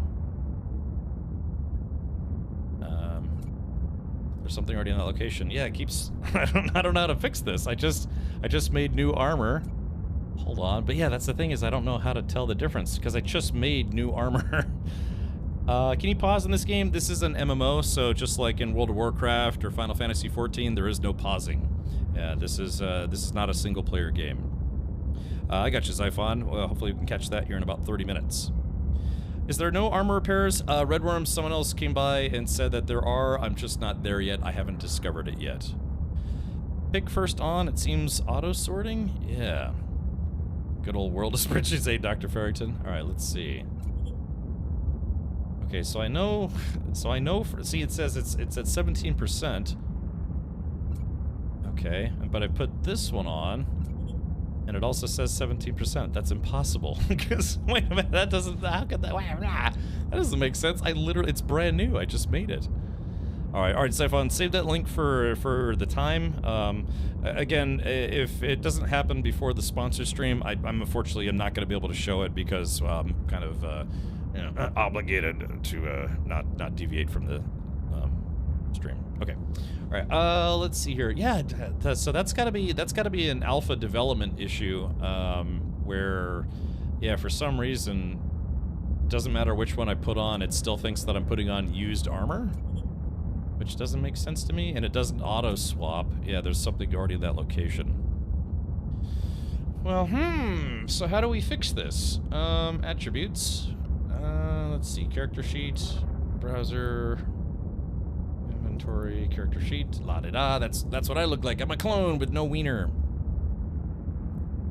It's iffy, to be honest. Yeah, okay, because I believe they scrubbed it yesterday. Hey, Nun, welcome. Nun, we're still playing some EVE Frontier, but I've run into an issue.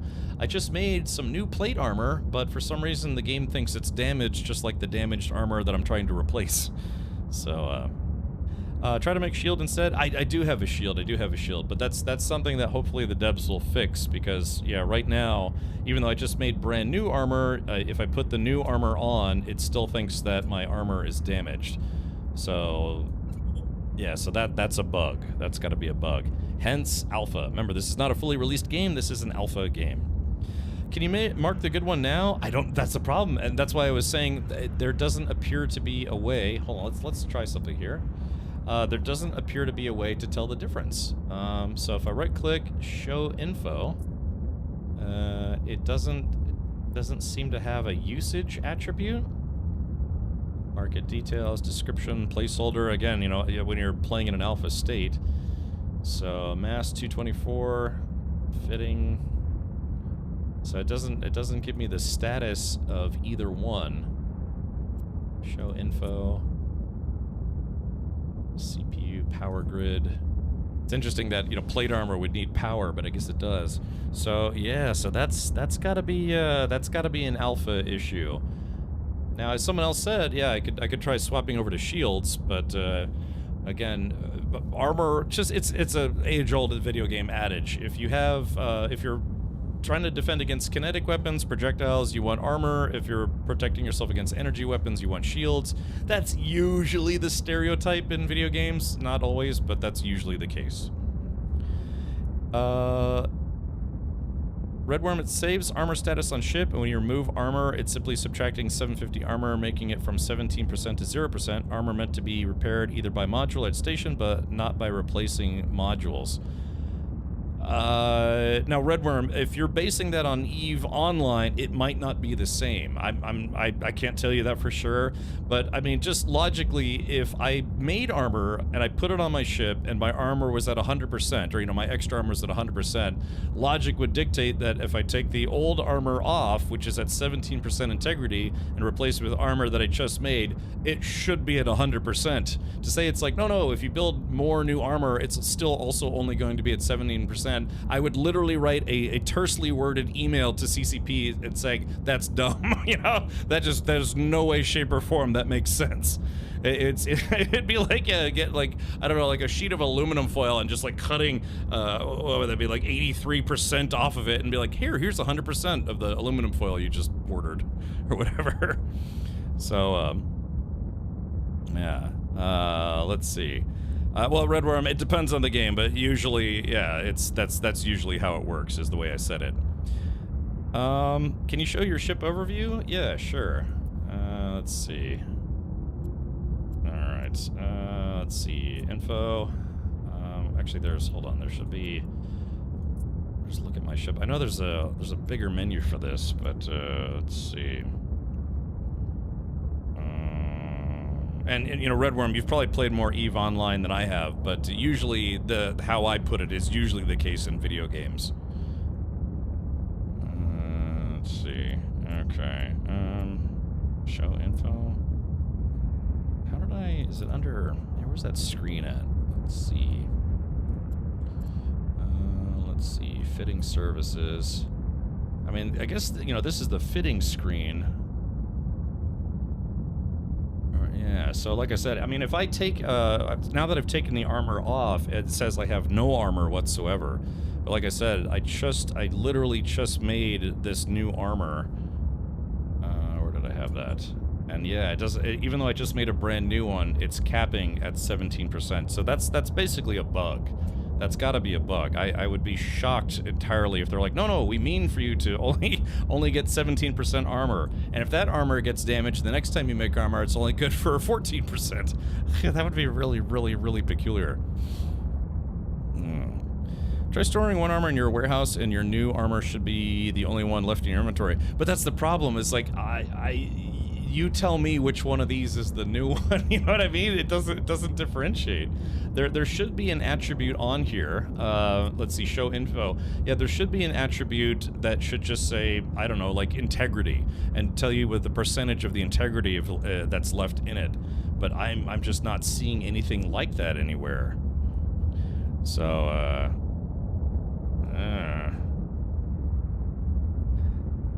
diminishing, yeah, it could be a diminishing return system. Delete them both. That's the other thing, is I don't know how to get rid of stuff. Oh, yeah, I guess jettison, but if I jettison it, it's probably going to be floating around. Let's see. All right, let's try, I guess we'll jettison one of these. Are you sure about it? Yes. Okay, so I just jettisoned it. Now the question is that going to be floating around? Oh yeah, here he is, cargo container. So let's see, open cargo. Okay, so that's the bulky armor. Now let's see if the one I have, the one that's actually still on the ship, is that the one? Is that the one that's actually at 17% or at 100%? Alpha. You have to remember, this game is an alpha, so definitely not done. All right, fitting services. Okay, so, all right, bulky armor. It's stuck at 17%. Yeah, that's gotta be a bug. That's gotta be a bug. Okay, well, all right, well, I guess I have some feedback to provide to the devs. It could be just a known issue. You know, maybe somebody's already filed a bug report for that, but, all right, let's do this then. I'm gonna switch to shields instead. Let's see, use fitting services. Let's go to... Oh, looks like I don't have access to my storage bay here. Where's my storage bay? Yoink. Okay, so let's see. Gyrojet. Alright, so I have the bulwark shields. I'm going to put that in the cheese wedge. And I'm going to take the armor, which needs some work design-wise. We'll put that back into portable storage. Okay. Alright. Okay. Alrighty, so let's see if we can get this put on here. Let's see, interact. Oops, wrong screen. Fitting services. Okay, so we're gonna put the shield on there, and whoop. Okay, so it looks like the shield does have to charge. It makes sense putting it on for the first time, so my ship's capacitor is charging it. Did you blow on the cartridge slot? Oh, maybe.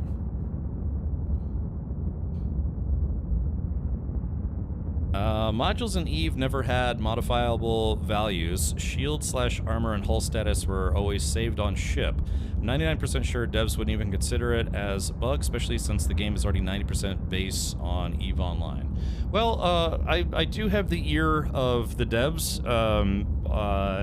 Not to gloat or anything. I am simply going to send them feedback, direct feedback on Discord, and say, hey, is it intentional that when you have damaged hull armor, if it's damaged and you try to replace it with fresh armor that you just made, is it supposed to stay at 17%? If they say yes to that, then I am going to grill the shit out of them to ask why they would do that. Maybe they could explain to me, it's like, no, from there you have to get upgraded armor, and then upgraded armor. Or then from there it's like you can no longer use reinforced plates, you have to switch to shields. But I'm certainly going to ask them about that, because that logically that just doesn't make sense to me. If you have armor that can't be repaired, at least can't be repaired now, and then you make brand new armor and you try to put it on, it retains the value of the already damaged armor. That's a stretch logically for me. So, yeah, I mean, maybe it could be a unique, yeah, like it could be a story thing. So, anyways, all right. Well, my shields are charging now. It's up to 70%. Well, 78 now, I should say, but. Yeah, I'm gonna vote for bug on that one, because that seems very, very strange to me. Yeah, and like I said, when I played on Friday, I had one other bug, but I can't remember what it was. So again, you know, it is not going to be a perfect experience playing an alpha game. Spader says, exactly, a player-made item should 100% be full health. This is a waste of resources. What if you tried this with rare armor? Yeah, it just logically doesn't make sense that your ship... Let's put it this way. If that armor... In fact, wait a minute. We could possibly test this. I can't yet. Indiana Jonesy, another player came in and said that you can repair it. I'm just not there yet. So, in EVE you have armor and hull. Yeah, it's right there on the screen. That's it right here. This little line right here, that's my base HP. And this line right here where it says no armor, that's very clearly where the armor's supposed to go. And right now, these are my shields that are charging. So yeah, my hull is at 1250. The first time I got killed was because, well, you know, I bit off a little bit more than I could chew, and they cut through my hull, I guess you could say. So what I was going to suggest is that we could test this theory. I could go back to where I was fighting people, and intentionally let them destroy my armor, and then get out of there before they destroy my hull. Dirk says, if you log off and back on, that should fix the issue. Oh yeah, why didn't I think of that? Well, thank you, Dirk. All right, let's see if we can fix that then. Because yeah, I mean, let's be real, guys. That just very, very clearly does not make sense. Even in a lore sense, that just really doesn't make sense. Let's see, quit game. All right, let's do this. Okay, alrighty. Yeah, so unfortunately I only got about 15 minutes left before I have to change games here. Tactical, thank you so much for continuing your sub. Thanks to Atara Scott for my sub gift. Yeah, let's try the old, it's the classic IT troubleshooting. Have you tried turning it off and turning it back on again? You know, I used to work in IT, but it's been about 5.5 years, so maybe I'm starting to forget the classics, so to speak. Okay, all right, logging back in now. Let's see if this fixes it. Oh.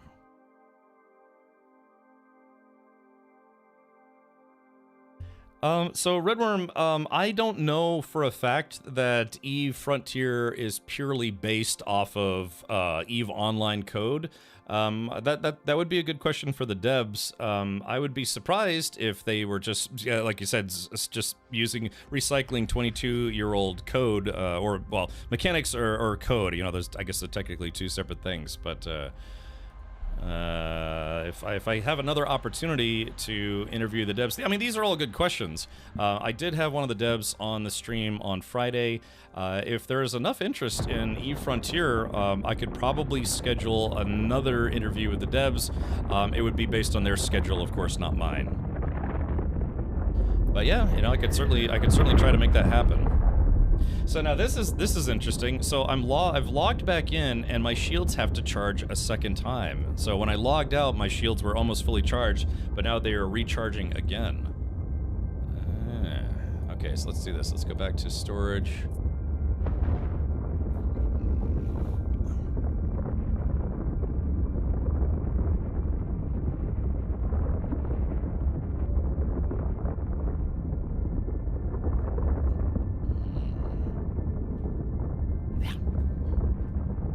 Okay. I might bonk a little bit here, but that's okay. There, we are on approach. Okay, sorry, I'm just gonna move around a little bit so I get a better angle on things. Okay. All right, for all the marbles here, let's do this. All right, portable storage, open cargo. I guess we will take... I don't know, I'm scared.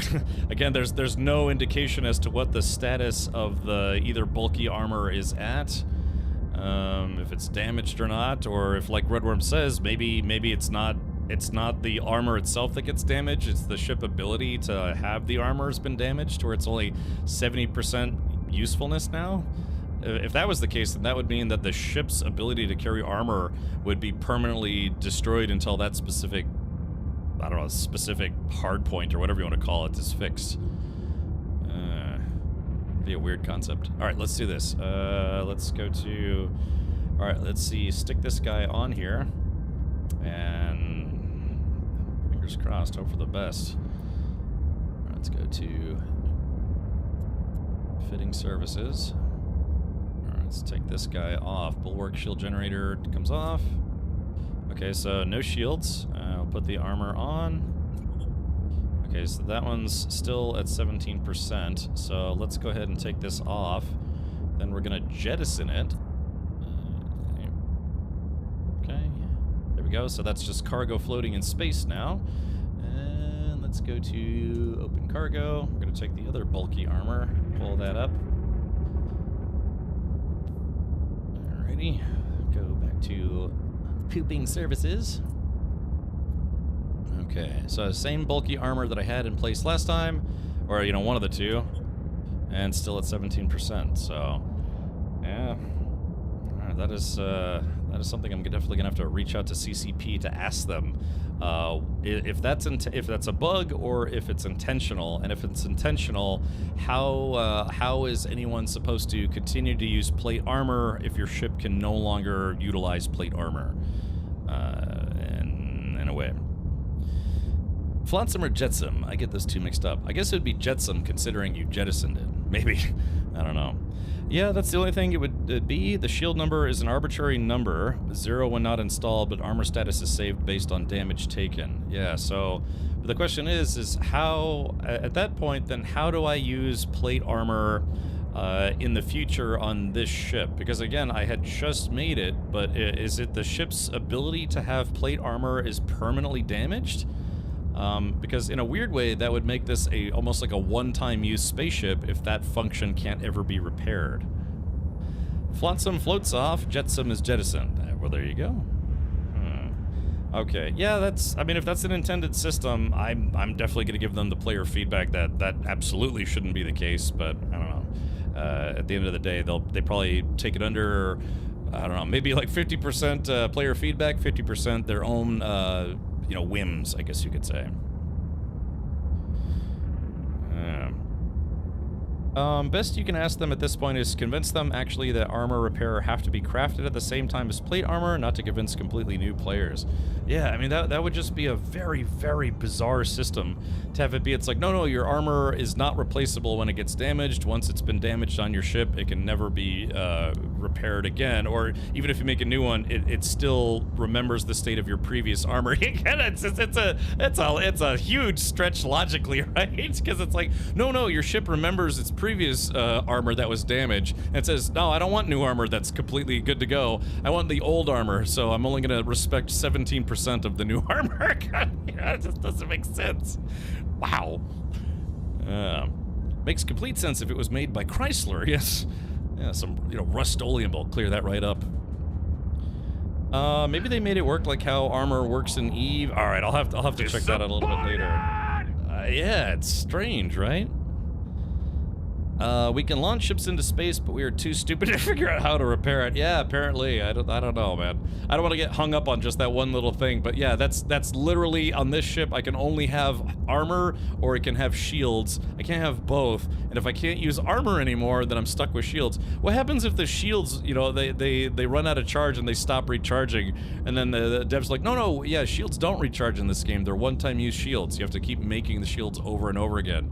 But then your ship remembers how low your shields were, so when you get rid of the old shields, put the new ones on you just made, it only remembers like 7% of those shields. I have to be blunt, that would be the dumbest mechanic known to gaming kind. It'd be so stupid. All right, let's just keep the we'll keep the shields on there. I'll like I said, I'll reach out to them and say, it's like, hey, is this a bug or is this intentional gameplay? And if it's intentional, who do I have to smack in the head vigorously to get them to change their mind? Alrighty, well, okay. Alright, well, yeah, let's do this. Okay, where's that crap that I dropped? It's like Schrodinger's armor. It's either fully repaired or it's either brand new or it's used. You just never know.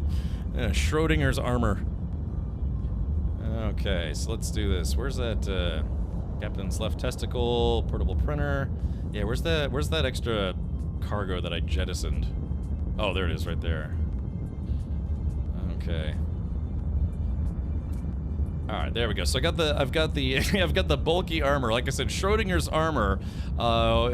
Is it fully repaired, or is it brand new, or is it the used damaged armor? We just don't know. We just don't know. We'll never know. All right, no violence. Yes, exactly. That was all a figure of speech. All right, facetiously, of course. All right, here we go. A verbal smacking, so to speak. I can imagine though, there's people get genuinely frustrated, like say when a game is in development and it just doesn't get made the way they think it should be made, and then they start like whining endlessly about it. It's like it never should have been that way even from the beginning. Sometimes, I mean, not to say that devs are infallible. I mean, sometimes devs, they just make decisions that are not widely accepted by the gaming community for which they are making the game, right? It happens. It certainly happens, and it's not the end of the day. But take Funcom, for instance. Funcom has been listening to players and taking player feedback, and not just being like, oh, that's nice, then putting it in the circular file, as we like to call the trash can. They've actually been listening to a lot of player feedback and making changes. But sometimes you do have what's called the silent majority or the outspoken minority or what have you, where that's like they can't cater to everyone all the time, but they can try to take it under advisement if a lot of people are complaining about the same issue, so to speak. Okay, let's see. I'm wondering if you gave that armor to another player, it would be 17%. I don't know. The only other thing that I could think of to try to test this would be to intentionally let the armor get fully destroyed. Like, I put one on, let it get fully destroyed, and then jettison it, and then try to put the other armor back on. But at this point, I think it'd be just easier for me to reach out to CCP and be like, hey, is this a bug? Because I can show them this stream and be like, hey, is this a bug? And then if they're not too busy, hopefully they would give me feedback. I say I have a direct line to CCP, but that was kind of more in conjunction with asking questions as part of a sponsored stream.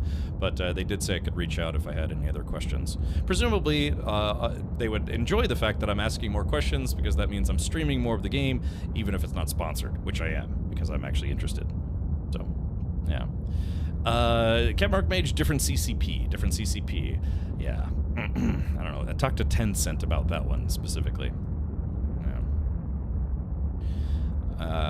Yeah, I don't know. We'll have to find out what's going on here, but yeah, just from my point of view, logically, that just really doesn't make sense.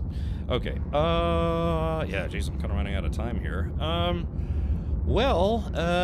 Yeah, I was hoping to go and try to find a new place to live, because that's what the game is asking me to do at this point. It says dismantle your base, gather your valuables, and use the map to locate a new solar system to jump to. So I guess if I just make a jump to another solar system, I should be able to finish the tutorial. I was hoping to finish it yesterday, but I suppose not. Okay, so... Alright, it looks like... So I'm at IK9 B7G. I don't know if it's suggesting. Fuel cost is 260 units. Ooh, I gotta make sure that I have enough gas for the return trip. I guess that's why they say it's like, yeah, that you should probably pack up everything you want to pack up with you, because otherwise, yeah, jumping to a new star system is going to, yeah, it looks like I actually really only have one location viable, because my systems will also overheat in the process. Probably just like in Elite Dangerous, you know, when you're making, if you make too many jumps in succession, your ship can overheat.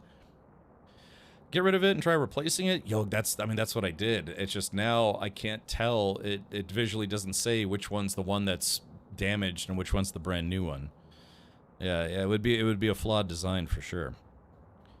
The issue here is this is now a survival MMO, completely player-based. How are you going to have an armor industry if they don't need new armor, just a repair kit? I don't know. That's apparently something we haven't seen yet. Again, I'm just brand new, but there's people who've been playing this game for, you know, like 50 hours, 100 hours, or what have you. I mean, if you haven't seen that, I'm quite literally still in the tutorial, so I'm assuming there's quite a lot that I haven't seen yet in the alpha. Because this is, if it was just a tutorial, this wouldn't even be an alpha. It would be a demo, right? An alpha demo. But this is supposed to be a, you know, a paid player alpha. So, yeah, just haven't gotten there yet.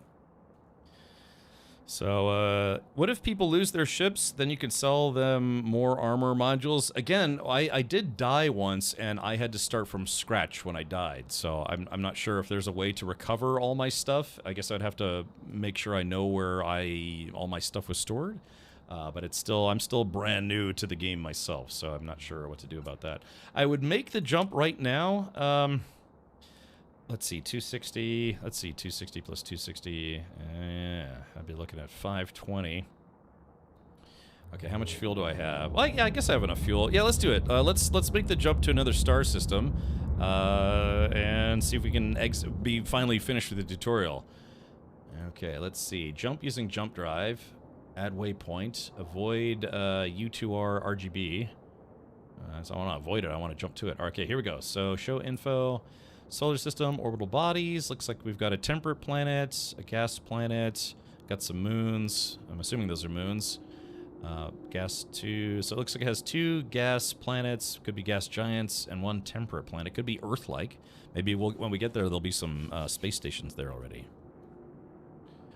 I'm on your side on this one, Captain. Crafting new armor in any survival game yields fresh stats. Yeah, it's got to be a bug.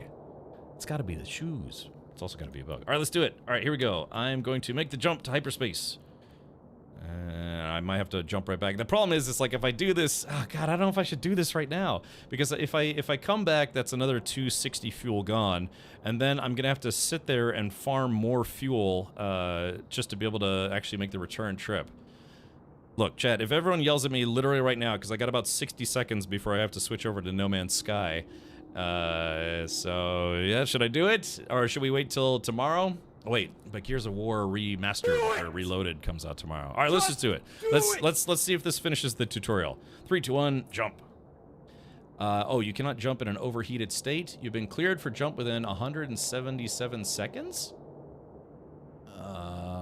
Okay, so okay, I guess I have to wait, but it says I'm in an overheated state. Doesn't, I mean, I'm not overheated yet, I guess.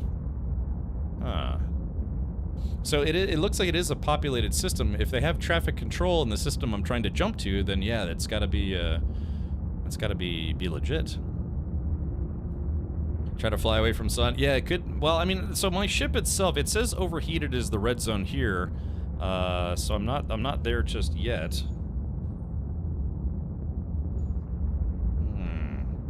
Okay, well, let's wait for it. I got 128 seconds left.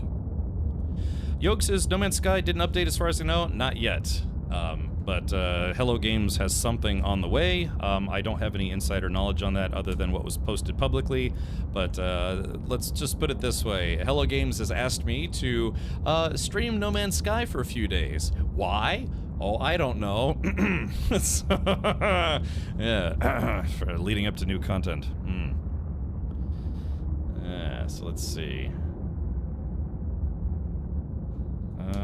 I guess maybe you're right. Maybe yellow is the overheated zone. I thought maybe it said overheated next to the red box. Okay, so if I can't... well, that's weird. If I'm overheated, I wonder what's causing the overheating. Maybe I can turn the shield module off for now? Let's see. Okay, let's do this. Hull repairer, afterburner. How do I turn my shield module off from here? Look at my ship. Activate autopilot. Self-destruct. I didn't see that before. There's a self-destruct here. Let's see. Alright, so let's do this. Let's try... Oops, wrong screen. Let me see if I can... Yeah, I'll try to go to... let me get a little further away from the sun. Let's try... We're going to jump over to the moon. P5M3. Warped within 0 kilometers. So yeah, I'm getting a little bit of heat activating my warp drive, or jump drive, or whatever it's called. Let's see here. Is this an expansion for EVE Online or standalone? This is a standalone game. It is supposed to be a new game in the EVE universe. It is not a continuation of EVE Online. Well, how do I put this? It's not a direct sequel or meant to be construed as a direct sequel to. It's not EVE Online 2. It's okay. All right, there we go. Yeah. Okay. So it looks like because I was just like at Elite Dangerous, I was too close to the sun. No, my jump clearance expired. Son of a bitch. God damn it. All right, here we go. Let's see. This is interesting. So because I'm no longer overheated, let's see. Can I make the jump now? I'm assuming, yeah, I guess it'll leave me in an overheated state, but I shouldn't be, oh, here it goes. Oh, there it is. Okay, I didn't have to have a secondary countdown. Meow.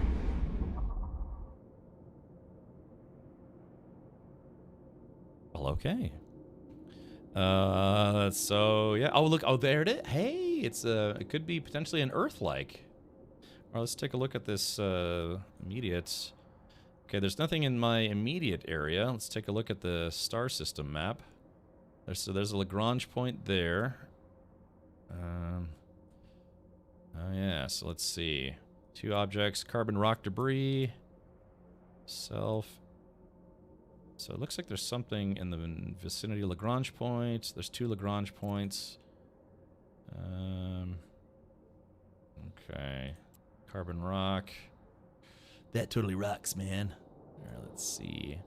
Oh, 8 objects. Ferris cluster, so that's metal, a planet, and I got a bunch of moons.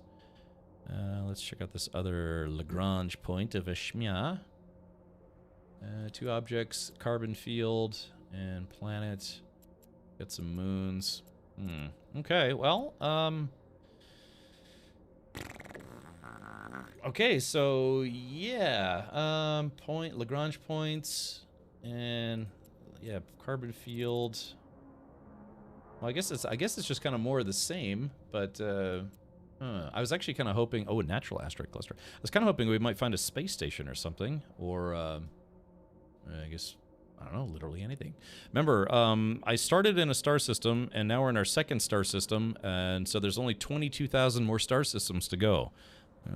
So, yeah. Okay, well, I guess we did it. Yeah, I'm now officially out. So yeah, I'm currently in U2R RBG, and then the current region of space is MHL KYD, which is what I chose when I first started. So yeah, but that's it. Okay, so yeah, officially finished the tutorial. And so from here, I guess I have to begin my empire. No, just start building a space base and everything. Are there even NPC stations? I thought in Frontier only players could build those. I'm not sure. I'm not sure how much of a survival game this is. Again, because when I warped, someone gave me clearance to warp. So I don't know if I gave myself clearance to warp just then, but something, because I was in my star system, and when I tried to jump to this star system, I had a clearance countdown, and it actually said that this star system was giving me clearance. So I was under the impression that this is a populated star system, at least to some degree. Oh, it says here, escape detected, journey begun, shelter construction recommended, L point claim required to proceed, awake eternally, dismiss. Okay, so yeah, that's what the devs said. They said your best bet is to start building your base at a Lagrange point, which we will have to do another time. All right, ladies and gentlemen, that is where we're going to pause for Eve Frontier for now. I'm definitely going to be coming back to Eve Frontier. I'm not done discovering what the universe has in store for me, if anything at all.